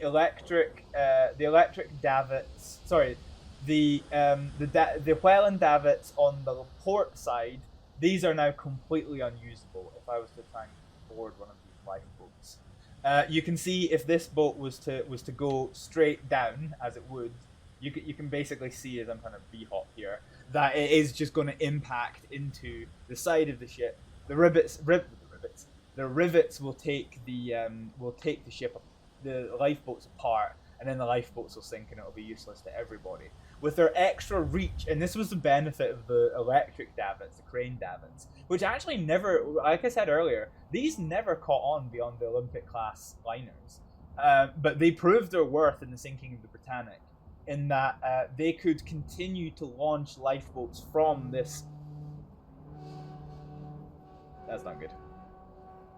They could continue to launch lifeboats from this port side when the Welland davits just simply couldn't. With the amount of water going on in the ship, there's now a lot more creaking on the go. And actually, what's going to happen at some point? I'm trying to remember when we started the sinking, actually. But basically, for one final time,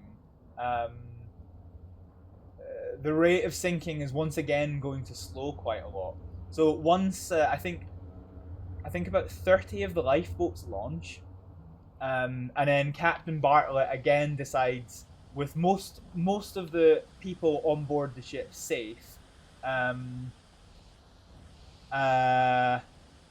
and the rate of the sinking apparently slowing, he once again orders the engines to be restarted, race steaming the engines, and full speed towards the island of Kea. You can see the earlier maneuver to try and get the ship turned has actually worked. It is now facing the island of Kea. They just need to try and get there. And you can hear the whirring of the electric cranes at work. So this was basically what it was like to actually be on the sinking. You can see the engines haven't restarted yet. So this is hopefully what they're going to be bringing. Well, this is actually what they're going to be bringing for the Titanic when the time comes.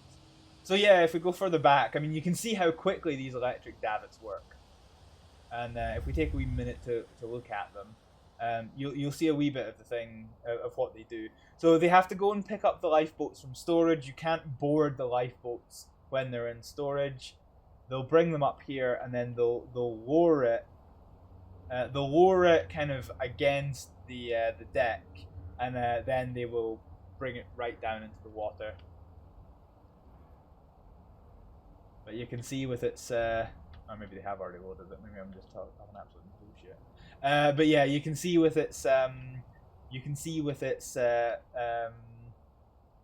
with its extra reach, how it can safely launch these lifeboats when these Welland davits are just completely useless. Completely useless. Let's see, can we bee-hop our way into this lifeboat? Yeet! No! Fuck. Oh well. Let's get back on here.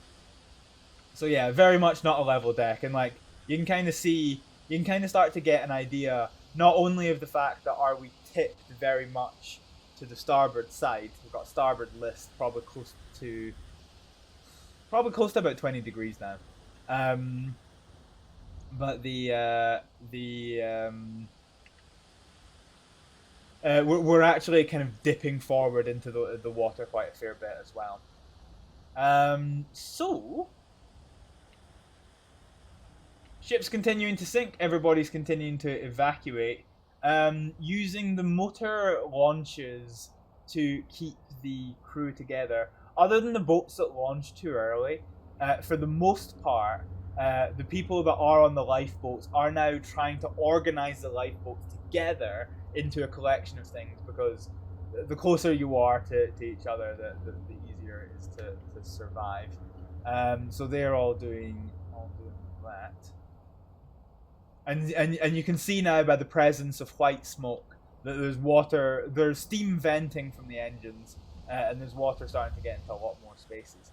The reason why you vent the engines is because you want to avoid a boiler explosion, so that's why the steam, it's not coming out of the smokestack, it's coming out of these venting funnels off to the side.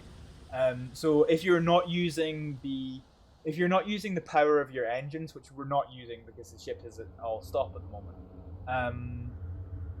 but if you're not using the power of the engines, the steam chest pressure is just going to keep building and building and building until well, it eventually explodes. And there are protections in place for that, but I mean, it has been known to happen. In fact, actually, one of the so when the Titanic sank, I think it wasn't actually one of the deadliest maritime disasters.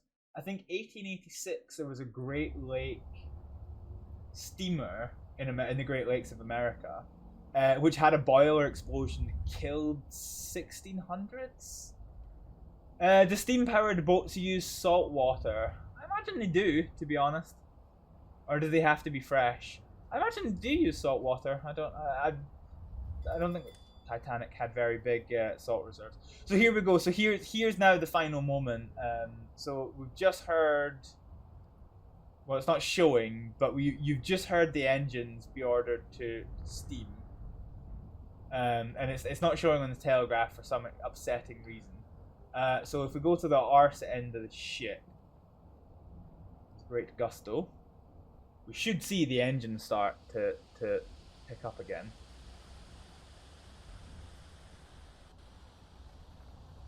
I think that was that. So that little ringing is the noise that the engine order telegraphs make. So you can now actually hear when we're near the house, the rear housing, you can actually hear the whirring of the engine starting up again. So for one final time, Captain Bartlett has ordered the engines be restarted. Because of the severe damage to the ship, the starboard reciprocating engine is entirely non-functional. So the central turbine engine and the port reciprocating engine are now doing what they can to go. What we were talking about when we were on the Titanic earlier, you can see here exactly what I mean by the rudder. So the rudder is only effective when there is water rushing behind it, and you can see why the presence of this turbine engine really helps control which way the ship, how the ship can turn. And in the Titanic's case, when they reverse the engine, so this central engine can only go, it can stop or it can go forward. The reciprocating engines can reverse, stop, or go forward. They've got a full range of motion. So yeah, so with it, so this turbine, this reciprocating engine being completely non-functional is somewhat helpful in this case, because it means all of these lifeboats that are launching from the Welland davits are now in not any danger of being sucked in. This propeller is ever so slightly too far away. This one, however, on the other hand, is just kind of like shit, fuck, shit, fuck. But this is a motorized launch, so they can use the engines to try and get away from the situation. So we're gonna go back on board here. So Captain Bartlett's ordered all remaining steam to be put into the engine. He's put a pause to the launching of lifeboats. He wants to make one final attempt to get to Kea, try and beach the ship on there. Unfortunately, this time, it really upsets me that this isn't fucking working. It used to work. I don't know why it's broken. I don't know if it's gonna be a one-off thing, but this is the push, the maneuver that really seals the deal for the Britannic. I mean, in the way that it did go. So the forward motion that's now going, it's pushing the water underneath. It's pushing the bow into the waves. It's forcing water into the ship, and you can see now it's. Let's just put a yeet down here. Hey Kit, happy Sunday. Hope you're doing well. So you can see now that the water is actually starting to come through these slits inside. And we are now, like, the well deck is flooding. So, yeah. Boat's fucked, mate. It is a bit, yeah. And you can hear that nice metal sound. So this rendition of the sinking is put together from the testimony and reports of the people that are actually on board it.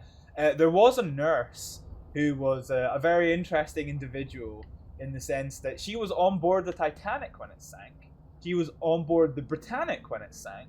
And she was on board the Olympic when it had its collision with the HMS Hawk, which it didn't sink, but it did cause a lot of damage, which is a bit interesting.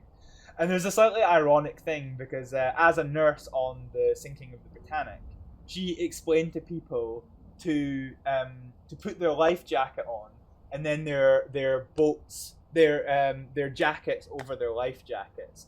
And because what was happening in the Titanic was that people were putting their life jackets on over their jackets, and then when they went into the water, their jackets were becoming waterlogged, and then they could only take them off by taking off their life jackets. So taking off your life jackets, and then the extra time that it was taking them to then take off their coats as well, they had already drowned.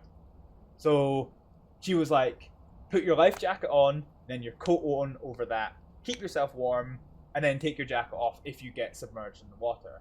She forgot. She did survive, but the irony was that she did forget. So at the moment, because the ship is steaming at full speed, the captain has tried to put a stop to the launching of lifeboats for the moment. So you can see they're all off at the distance. and for the moment, lifeboat launching has stopped. So I'm not really sure what the decision-making process, but with the starboard engine now completely non-functional, the ship is now actually drifting away from the island of Gaia. So it was on a good path before, but the turning is continuing, and of course the rate of sinking is greatly increasing as we go. The other problem that there was that this is the Mediterranean, and this is an all-metal ship. So, you know, it gets really hot inside the rooms. So what was happening was that the nurses on D deck, so this is A deck, B deck, C deck, D deck, so these portholes here were actually opened by the nurses to ventilate some of the spaces against standing orders of the ship. So as the ship started getting more and more heavy in the water like it is now, it actually started taking more and more water on more quickly. You can see with the engines now being mostly out of the water, the ship is making very little headway, and in fact the rate of flooding is increasing. So more weight means less speed, more drag. This whole situation is starting to prove relatively futile, and so at some point in the near future, the captain is going to order the engines to be stopped for one final time. You can hear these horrible, disgusting noises as the ship really starts to strain under the weight of things. These expansion joints are doing their work, but there's only so much they can do. If we try and get on board this, so you can hear the engines are still going on. That's still going. Speed. So you can see now that the list is becoming so bad that the even the electric davits are now unusable. So they're now all attempts at launching any lifeboats from the port side has now been completely stopped. At this point, 35 lifeboats have successfully launched from the ship. Another 2 were destroyed in the process. Ooh, listen to that. Oh, listen to that creaking.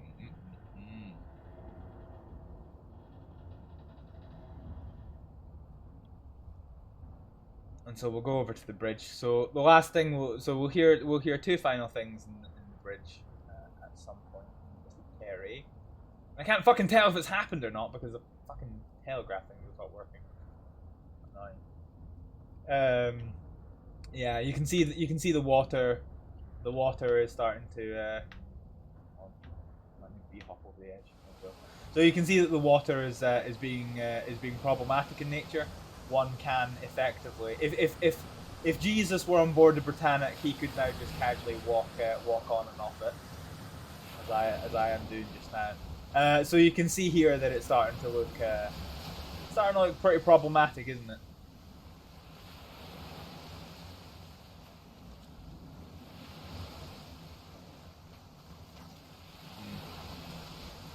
Problematic. Wow, a little bit problematic. Yeah, it's not ideal, frankly.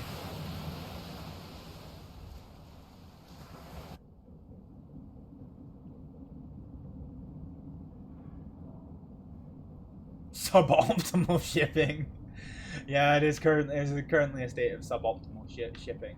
So at this point, you can see that they're now preparing to launch the remaining lifeboats. So this is now the collapsible boats that are being launched.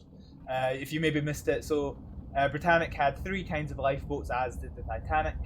Britannic had its motor launches, its full lifeboats, and these are the collapsible lifeboats. So they would be stowed with the collapsible canvas sides down, and then the canvas sides would be raised up to provide more space and make it an actual functional boat. So you can still hear the engines are still going. But yeah, they're now preparing the final set of lifeboats to be launched. So lifeboats are now actually going back over the side again. Can we sneak aboard?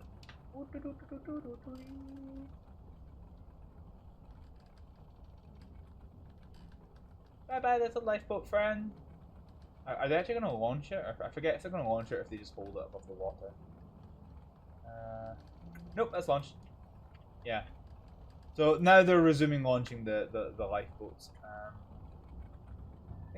think the engines are still going at the moment. It's really hard to tell because there's no way of checking what time it is. I know that the final order to abandon. I know when the final order to abandon ship actually happens, but I don't actually know what time it is in this. So you can see the well deck is continuing to have the hot, spicy, and waterants.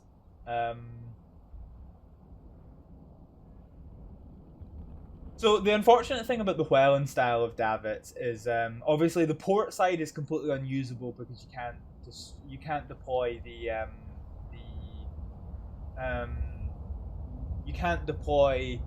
the lifeboats down the side, because all that's going to happen is the boat's going to scrape off the side and it's just going to destroy itself. I'm just trying to see if the engines are still going. Ooh, crunchy, creaking. Let's take a peek. Yeah, engines are still going. Okay, that's fine. So yeah, so there's. That is a comfortable noise for anyone still on board. Delightful. Yeah, so the engines, engines are still going. Captain Bartlett's like, the ship's not pointing where it wants to go. At this point, the ship has no rudder control. The steam engines, there is now not enough steam in the system to raise the steam for the steering gear. So the steering gear is absolutely non-fucking existent right now. And you can see as well as the well deck being flooded. The flooding is now coming right over the bow as well. So the forecastle deck is now starting to submerge, which is, as Badger put it, suboptimal shipping in the highest degree. Trying to get back upstairs.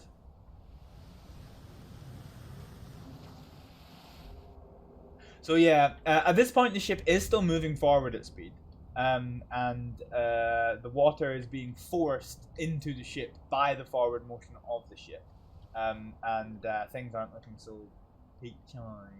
I'm not really too sure why they keep going the engines at this point, because it's very clear the ship is no longer going towards the island, but I'm not sure if that's, I'm not sure. But yeah. So yeah, the problem with the Welland davits, and this is why I'm surprised that the electric crane design didn't take on, despite I suppose being unsightly. There comes a point when the Welland davits go over the side that when there's a list that the boat's actually so far out of the side that the boat can't be launched because the passengers can't safely get onto it. Here we go. So now at this point, the captain has done an all-stop on the ship's engines for the final time, and this is long blast number 1, and then so it's about 10 seconds long, and then it's followed up with, or did I? Yeah, here we go. So long blast number 2. So back in the olden days, 2 long blasts of the ship's horn is abandon ship, all hands abandon ship. So that doesn't matter if you are ship's complement or like a passenger or whatever. It doesn't matter your job. Everybody now make your way to the lifeboats and get off. Up until this point, only non-essential personnel, so the Royal Army Medical Corps, the nurses and the patients, and a little bit of crew to assist with the lifeboating, have been evacuated. But as I said, 2 blasts of the ship's horn. Everybody now man your lifeboats, get off this boat, it's going underwater. And in the couple of minutes that we've been talking, you can see now you can't even see the forecastle anymore. It is completely underwater. Water's now coming up. I can't even get up that staircase that I took a wee second to go. The ship is now plunging pretty fucking hard. It's going down. Take me down to the Paradise City. So there's something quite... So, as I said, only 30 people died in the sinking of Britannic. Most of them died during the initial explosion. The rest of them died during the improper launching of the lifeboats. At this point, the Captain Bartlett and one other member of the ship's crew. He, at this exact moment, is still manning the bridge. And what he literally does is he turns around and he just walks off the ship. Oh, I can't get off. I'm stuck. I'm stuck by the rising water. Fuck. He literally, I'm gonna have to respawn here, but he literally turns to my right as I did there, and he and the other officer of the ship walks off the ship and into the water, and then starts swimming to this lifeboat over here. So the Britannic is now really truly in its final plunge. You can see just how rapidly now it's sinking. It's going. Oh Lord, it's going. Understand how they drowned. Just drink some water. I will drink. Don't have water, but I will have a drink. I don't think there was anybody to drown in. I don't think there was anyone to actually drown in the sinking of the Britannic. Obviously, people died in the explosion and people died from being chopped up, but I'm not aware of anybody who's confirmed to have drowned in the Britannic sinking. Whee! Or your boat gently down the way. Merrily, merrily, merrily, merrily. Dun, dun, dun, dun. So at this point, no more lifeboat launching can be achieved. What with the ship in currently very dire straits. Just tune back in. That boat's fucked, mate. Yep. Boat is pretty fucked, to be perfectly honest. It'll buff out. So you can see now you've got the stern of the ship raising up, and unlike the Titanic, so the Titanic with its 2 expansion joints didn't have the flexibility to do this. But the Britannic with its 4 expansion joints meant it could balance the weight a lot better. It could balance the weight a lot better, and therefore it did not snap in half like the Titanic did. The other thing to consider is that the Britannic's sinking, it sunk a lot quicker. So although it was having to endure a significant amount of stress on the superstructure, it was having to endure that stress for about a third of the time that the Titanic did. I never heard about the Britannic. Yeah, so the Britannic was the third of the 3 Olympic class liners. So you had the Olympic first, the Titanic second, and the Britannic third. Obviously the Titanic is the famous sister. It sank in the way it done did. The Britannic sank 4 years later after hitting a mine off the coast of Kea, Greek island of Kea over there, and it sank in 50 minutes with the loss of 30 people. I like your narration while parkouring around the boat, yeah. So that noise there, that noise that you just heard there, so the Britannic is a girthy boy, in that it is, how long was it? So the Britannic is 882 feet, and it actually sank in, is it 400 or 600 feet of water? So the ship is longer than the sea is deep. So that loud noise that you just heard there was the sound of the bow of the Britannic slapping into the bottom of the seafloor. And now, because the back end of the ship hasn't actually flooded yet, it's still got a lot of air in it. You can hear that roaring noise. So that roaring noise is the water pouring down into the engine rooms and the boiler rooms. These spaces that haven't yet flooded, and then the air is kind of rushing out, making the roaring noise. But the parts that now currently don't have easy access to the surface, the ship's just kind of sitting there. It's resting against the bottom of the seafloor, and it kind of starts to do this little pirouetting corkscrew motion. So the ship is still sinking. The aft end of the ship is moving away from me, and it's just doing this corkscrew motion with an increasing list, and it's just kind of slowly corkscrewing its way into the thing. Here's the rear end of the radio receiver. So the people in the Britannic never heard that there are ships on the way to rescue them. Their radio message got out to say that they needed help. There's another thud, isn't it? Delicious. But yeah, so the crew of the Britannic, because of this situation right here, they had no idea that that help was on the way. They just had to hope for the best. Bearing in mind this was in the middle of World War I, so they didn't know if the Germans had heard them. They didn't know what was happening. There's now a whole load of disgusting noises that would just be the most horrible to hear. And yeah, ship continues its corkscrew motion. Darn Ottoman mine. Wasn't an Ottoman mine, it was a German mine. U-37 or U-73? Fuck, I haven't probably looked that up.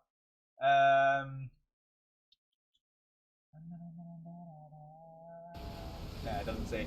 Anyway, now the rest of the ship is flooding at a very rapid rate, and then the last thing to go under is the Royal Navy ensign.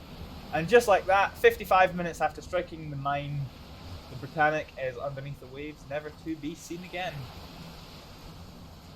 Big sads in chat, I guess. Hospital ships are an interesting thing. I've read about them. Yeah. Well, we were looking at the ship's hospital on the here we go. The fade to black started. Very slow fade to black. Yeah. So we're having a look. Okay. Well, the sinking's done. We're just fading to black here. So that was, ladies and gentlemen, the sinking of the Britannic. If I go to the free cam here. You'll get to see. So the Britannic was a Titanic style passenger liner, as they're one of the classic ships, but it was converted for its hospital to use. So this is what it looked like before the sinking started. And one thing you'll see is that basically everywhere that was a first class passenger facility is now just extra ward space. I don't know what the overall medical capacity of the Britannic was, but yeah. So yeah, it's well, it's fascinating. Quite the fascinating, isn't it? So, there we have it, ladies and gentlemen. We've seen a little bit of the Titanic and the Titanic mega demo now in its final, well, maybe not its final version, but they're not going to be releasing any more spaces for it until the demo. No sailors on board, duh. Yeah, rendering people is hard, so they haven't done it, but yeah. So yeah, we've seen the Titanic and we've seen the Britannic. Here we go. And so now, after 4 hours of talking constantly, my voice box just feels like absolute misery. But this is the funnel. Can't really go inside the funnel, but yeah. Oh yeah, so actually this is what the radio receiver looks like. This is before it was severed. So you remember that trapezoid shape, well, that triangle shape, not trapezoid, is it? But this triangular shape that we were looking at dangling away earlier. So this is what the ship actually looks like with the radio receiver intact. So you've basically got these 4 long cables that run the length of the ship from the foremast to the aft mast, and then there's those 4 little lines over here. They basically take the received signal from these wires and they take them down into the wireless room, which is right underneath this here thing. As a medical ship, Hibble, as a medical type, Hibble, would you have worked on a hospital ship? Unfortunately for me, the whole trans thing wasn't really around when I was during the First World War. So given that I was born a male, I probably would have been pressed into service. So unless I already had past medical experience, which I guess maybe I might have done at the age of 30, but otherwise I would have been pressed into the front line. So it probably would have been quite unlikely I would have been in a hospital ship, in all reality. Astra turns her steamboat into a hospital ship. Listen here, Stan. If I could, I would.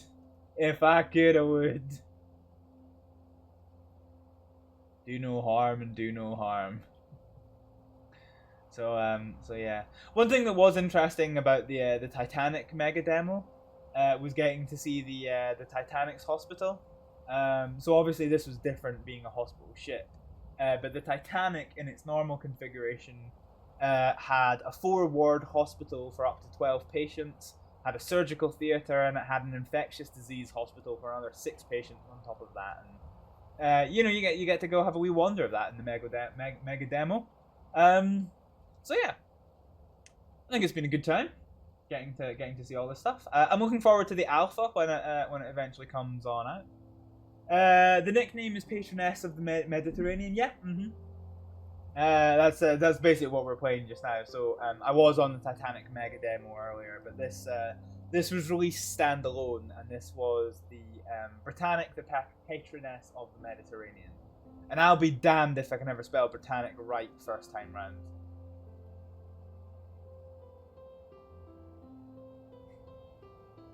Music's so peaceful. Music is so peaceful.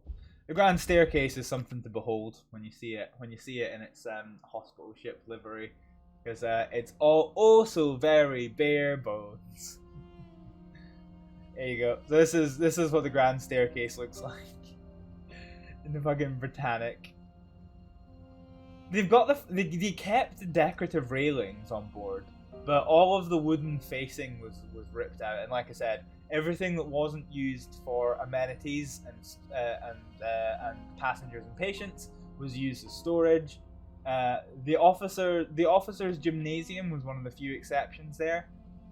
The sounds of the groaning ship and soldiers jumping. Ah, the peaceful music. Oh well, they weren't jumping overboard when we were looking at the ship perfectly afloat. You know. So this was supposed to be the children's play area, but as you can see, that didn't exactly pan out. For those of you who missed it, you can look at the ship in nighttime, which is absolutely pretty.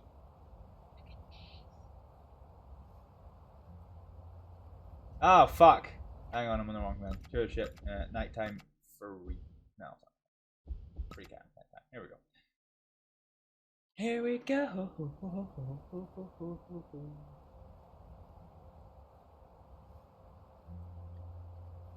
Look at the pretty. So in its nighttime configuration, they basically put these tarps up on the well deck to give a little bit of protection from the elements. It had its green light strip down the side because the green stripe would be hard to see in the dead of night. The red cross was lit up, as were the 2 slightly smaller red crosses that were made up of lighty bulbs. And you can see that tarping on the well deck at the aft as well. Here's your poop deck. Doing poop deck stuff. And yeah. It's all really pretty. Pretty. And then Appy the Badger hits us up with the poop deck again. At this time of night in this part of the country, located solely above the Britannic. Yeah, we were talking about that earlier, Stan. Because when I posted my first ever Britannic video on YouTube, I got so many fucking salty people in the comments being like, actually the Britannic only ever sailed to the Mediterranean, why did it have, why has it got the Northern Lights there? It's like, okay, one, don't be fucking pissed off at me, I didn't make the game, right? I didn't put the Aurora Borealis in there. And 2, it's just something to make it a little bit pretty. Just fucking stop being such a fucking wet wipe and enjoy it. Jesus Christ. And I had to explain to somebody what fun was. And yeah, that was basically how that went.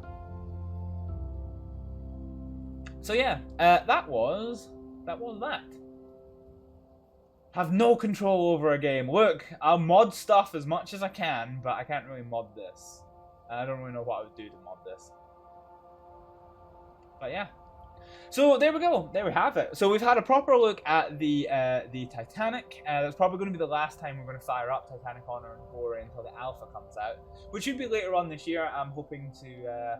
I'm very much looking forward to it when it does come out. We've also gone back in time. So Britannic Patroness of the Mediterranean has been out for a couple of years now. Yeah, it's good stuff. Good stuff. So I hope you've enjoyed getting a look around the Titanic. I know that I've enjoyed seeing some of the spaces, such as the second class lounges, the third class spaces, that I've never seen before. Hopefully I've not got anything too wrong and that you have learned some good stuff along the way. But for just now, I'm going to find some friend O to go for a Rado Apono. And that person is probably going to be a good friend of mine, Orlock. Let's just make sure.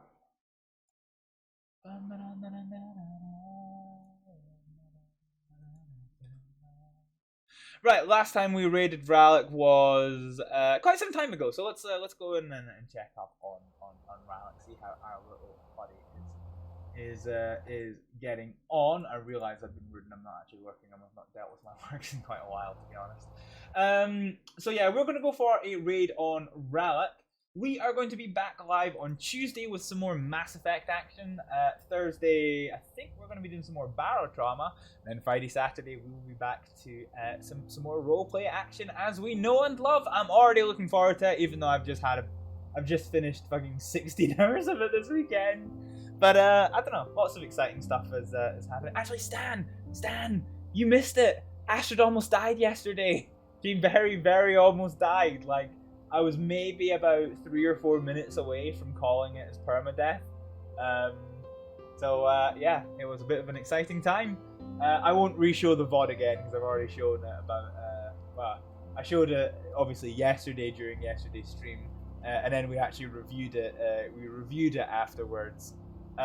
Wait, what the fuck? Oh, for God's sake, I have to show you. Is that what we're gonna do? Right, hang on a minute. Fucking hell. Let's come to the face cam a minute. How did the mild-mannered Doc almost die? Right, fuck, I'm sure.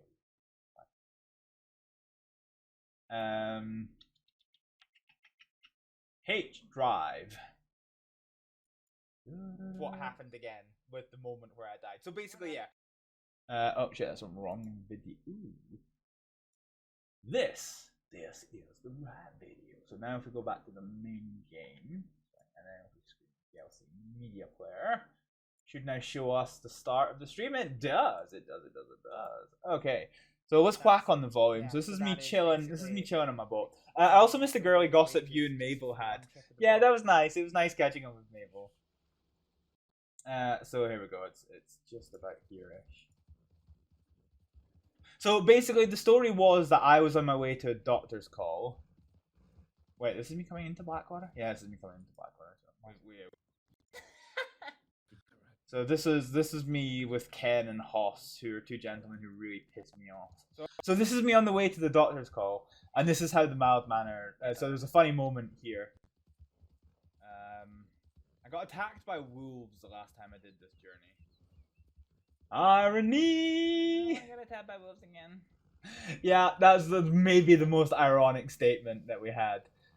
So basically, me saying that I don't want to get attacked by wolves again. Come on, rabbit. So we get across the water, and I'll show you the flaw in what happens here. So this is basically what happened. So I come up over this rise, and all of a sudden there's 3 wolves behind that rock. Shit. So I'm like, fucking called it.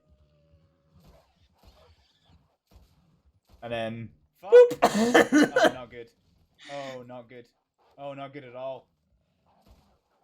So you can see I'm taking panic shots here, and then I get a bad attack. Run! I can't outrun them.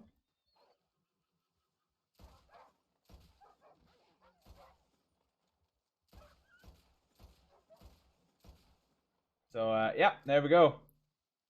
So there's one of them still alive. So at this point, I'm very, very heavily injured.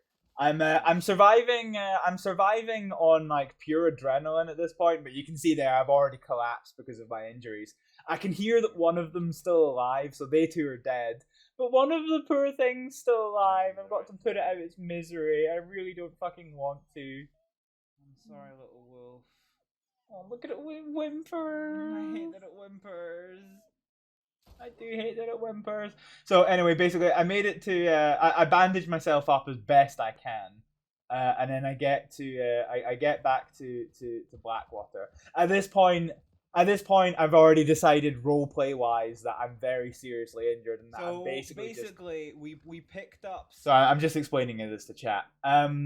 So I'm pumped on adrenaline, but I'm very seriously injured. So we get back to the medical hut. Now, Astrid doesn't like Ken, which is why she didn't ask them to accompany her on that medical call that she got injured in, because she really doesn't like Ken. But basically, oh, fuck. Yeah. So here you go. I'll let you listen to this. Him being a cunt.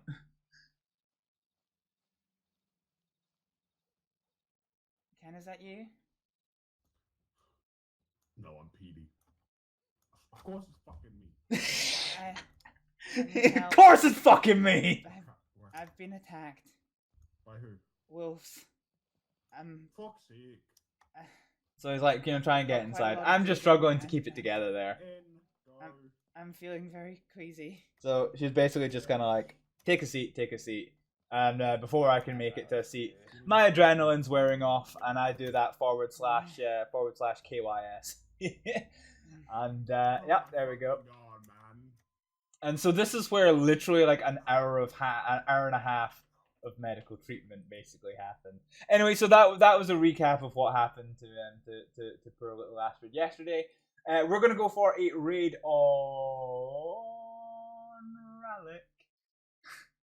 Ken always want to be a tough guy. Yeah, Astrid doesn't actually like Ken because Astrid's a wee gentle soul, and she likes nice people, and Ken's always an asshole to her.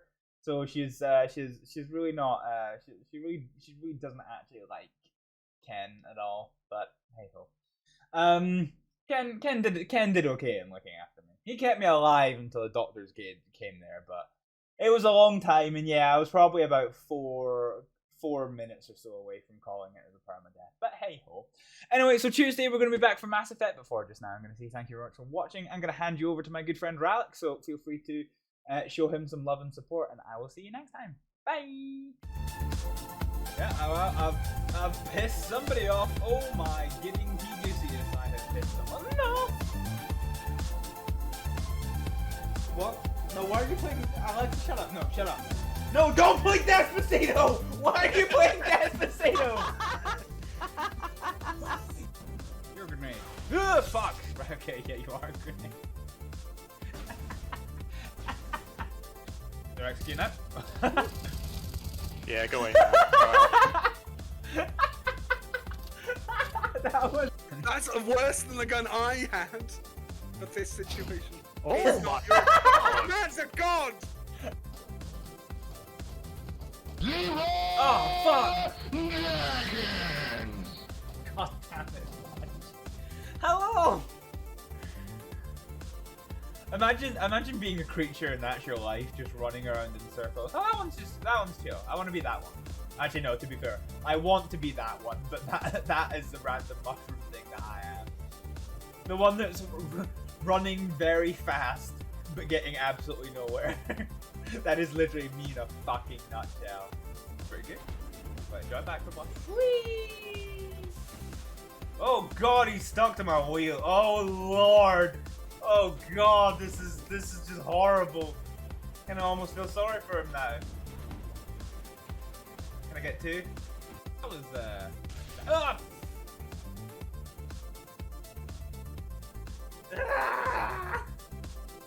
I think you have to be on this side. If you touch the skull, you get an achievement.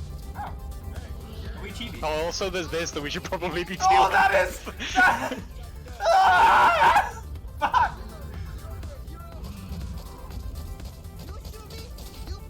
Ah! I'm stuck on a cabin patch! Why is he coming for me? See, that's the problem with train. There are many line. There are many big line who do shoot good. Ah! You startled the budgies. Oh no, I've been eaten! Bad I'm touch! reloading. Oh, you've been eaten. Yeah. Oh, you got freed. Yeah. You basically just become its fucking scrotum and then just drop out again. Yeah, I noticed that for the first time just now. I'm not happy about it. Clipping that too. I'm actually okay, surprisingly. I won't be in about 5 seconds. Fuck. Well, Ping me. I've beans this That's up, haven't I? nice. Well, I'm just gonna leave. I've already ruined this. Ah, fuck, I've got one bullet left. Let's make it count. Yes! Fucking nailed him! Oh, Jesus. Whoops. You could have played Titan, bro. Sorry. Oh, no, he couldn't. No, no, kidding. We're we two-sided. lose. Are we the tees? Yeah. Okay. This is gonna be the weirdest sentence I say on stream.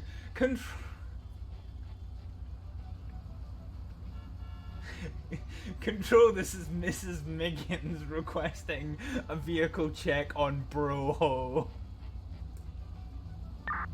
So this is what we're looking at here. Could the game be quiet for 2 seconds and let me fucking talk? No.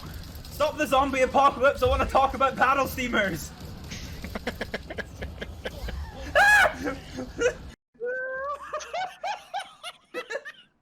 We waited all this fucking time! Oh, hell yeah. We waited all this fucking time for you to download the game! And you fucking get yourself banned! You were chased by a Are crazy you zombie. fucking shitting me?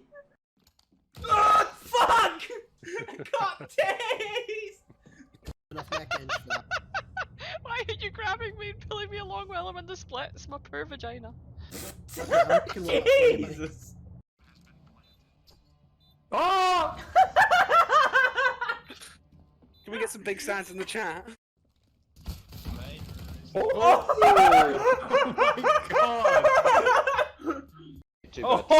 that was. I'm just slow fucking. What? Are you fucking kidding me? Are you actually fucking shitting me? Oh! Well, wow. What do you expect? It's a fucking massive cannon that shoots a long stream of white material. What else do you want me to call it? Man. Is he dead? Is he dead? Oh, he's dead. Oh god, he's not dead! Just fucking die!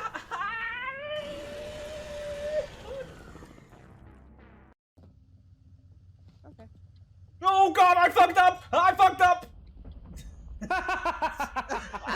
What did you do? I forgot that it was a ladder on the way down, and not. I thought it was a fire escape because I saw the other fire escape, and I fucked up. I fell on you. What the fuck, man? Oh no, I also fell. Oh my fucking! See if we fail this because we had fucking everybody scobbying up a ladder. I had it under control until Octi decided, you know what, I'm going to go up his arse. Where did he go? Ah! Fuck! Fuck! I don't know what our options are. We're just gonna eat it. It's not good. Oh lord, it's not good.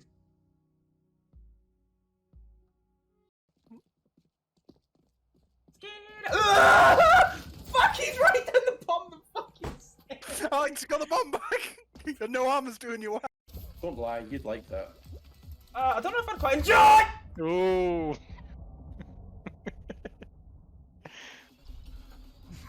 Fuck. Oh, wow. Yeah, shut up, Jesus Christ. Fuck's sake, fudge! Oh, that's a big ass fucking fish! Oh, it's one of those other big things that's got the fucking mouth that looks like it would give a class blowjob. Fucking hell. What the fuck? The alien artifact was like 5. You can stay if you want to, you can fuck a hooker! Why is there a planter in the fucking hallway?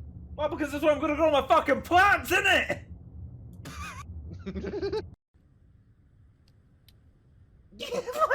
Why did my body just fucking pop? Oh, that was amazing. I want a pew pew because if I'm gonna encounter a cunt, I want to be able to clap him. Oh no, a cunt! Can I drive the Mako into the sea?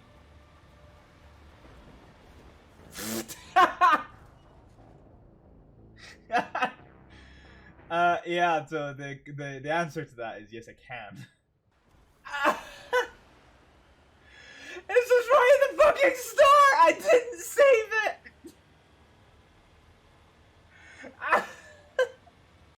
Oh, I Yeah. don't even remember going to bed, Hibble. Well, I mean, you fucking passed out on the couch. It was great. I don't even remember that. Oh yeah, you were asleep. Of course you wouldn't. Come on. Tink, tink, tink, tink, tink, tink, tink. Yeah.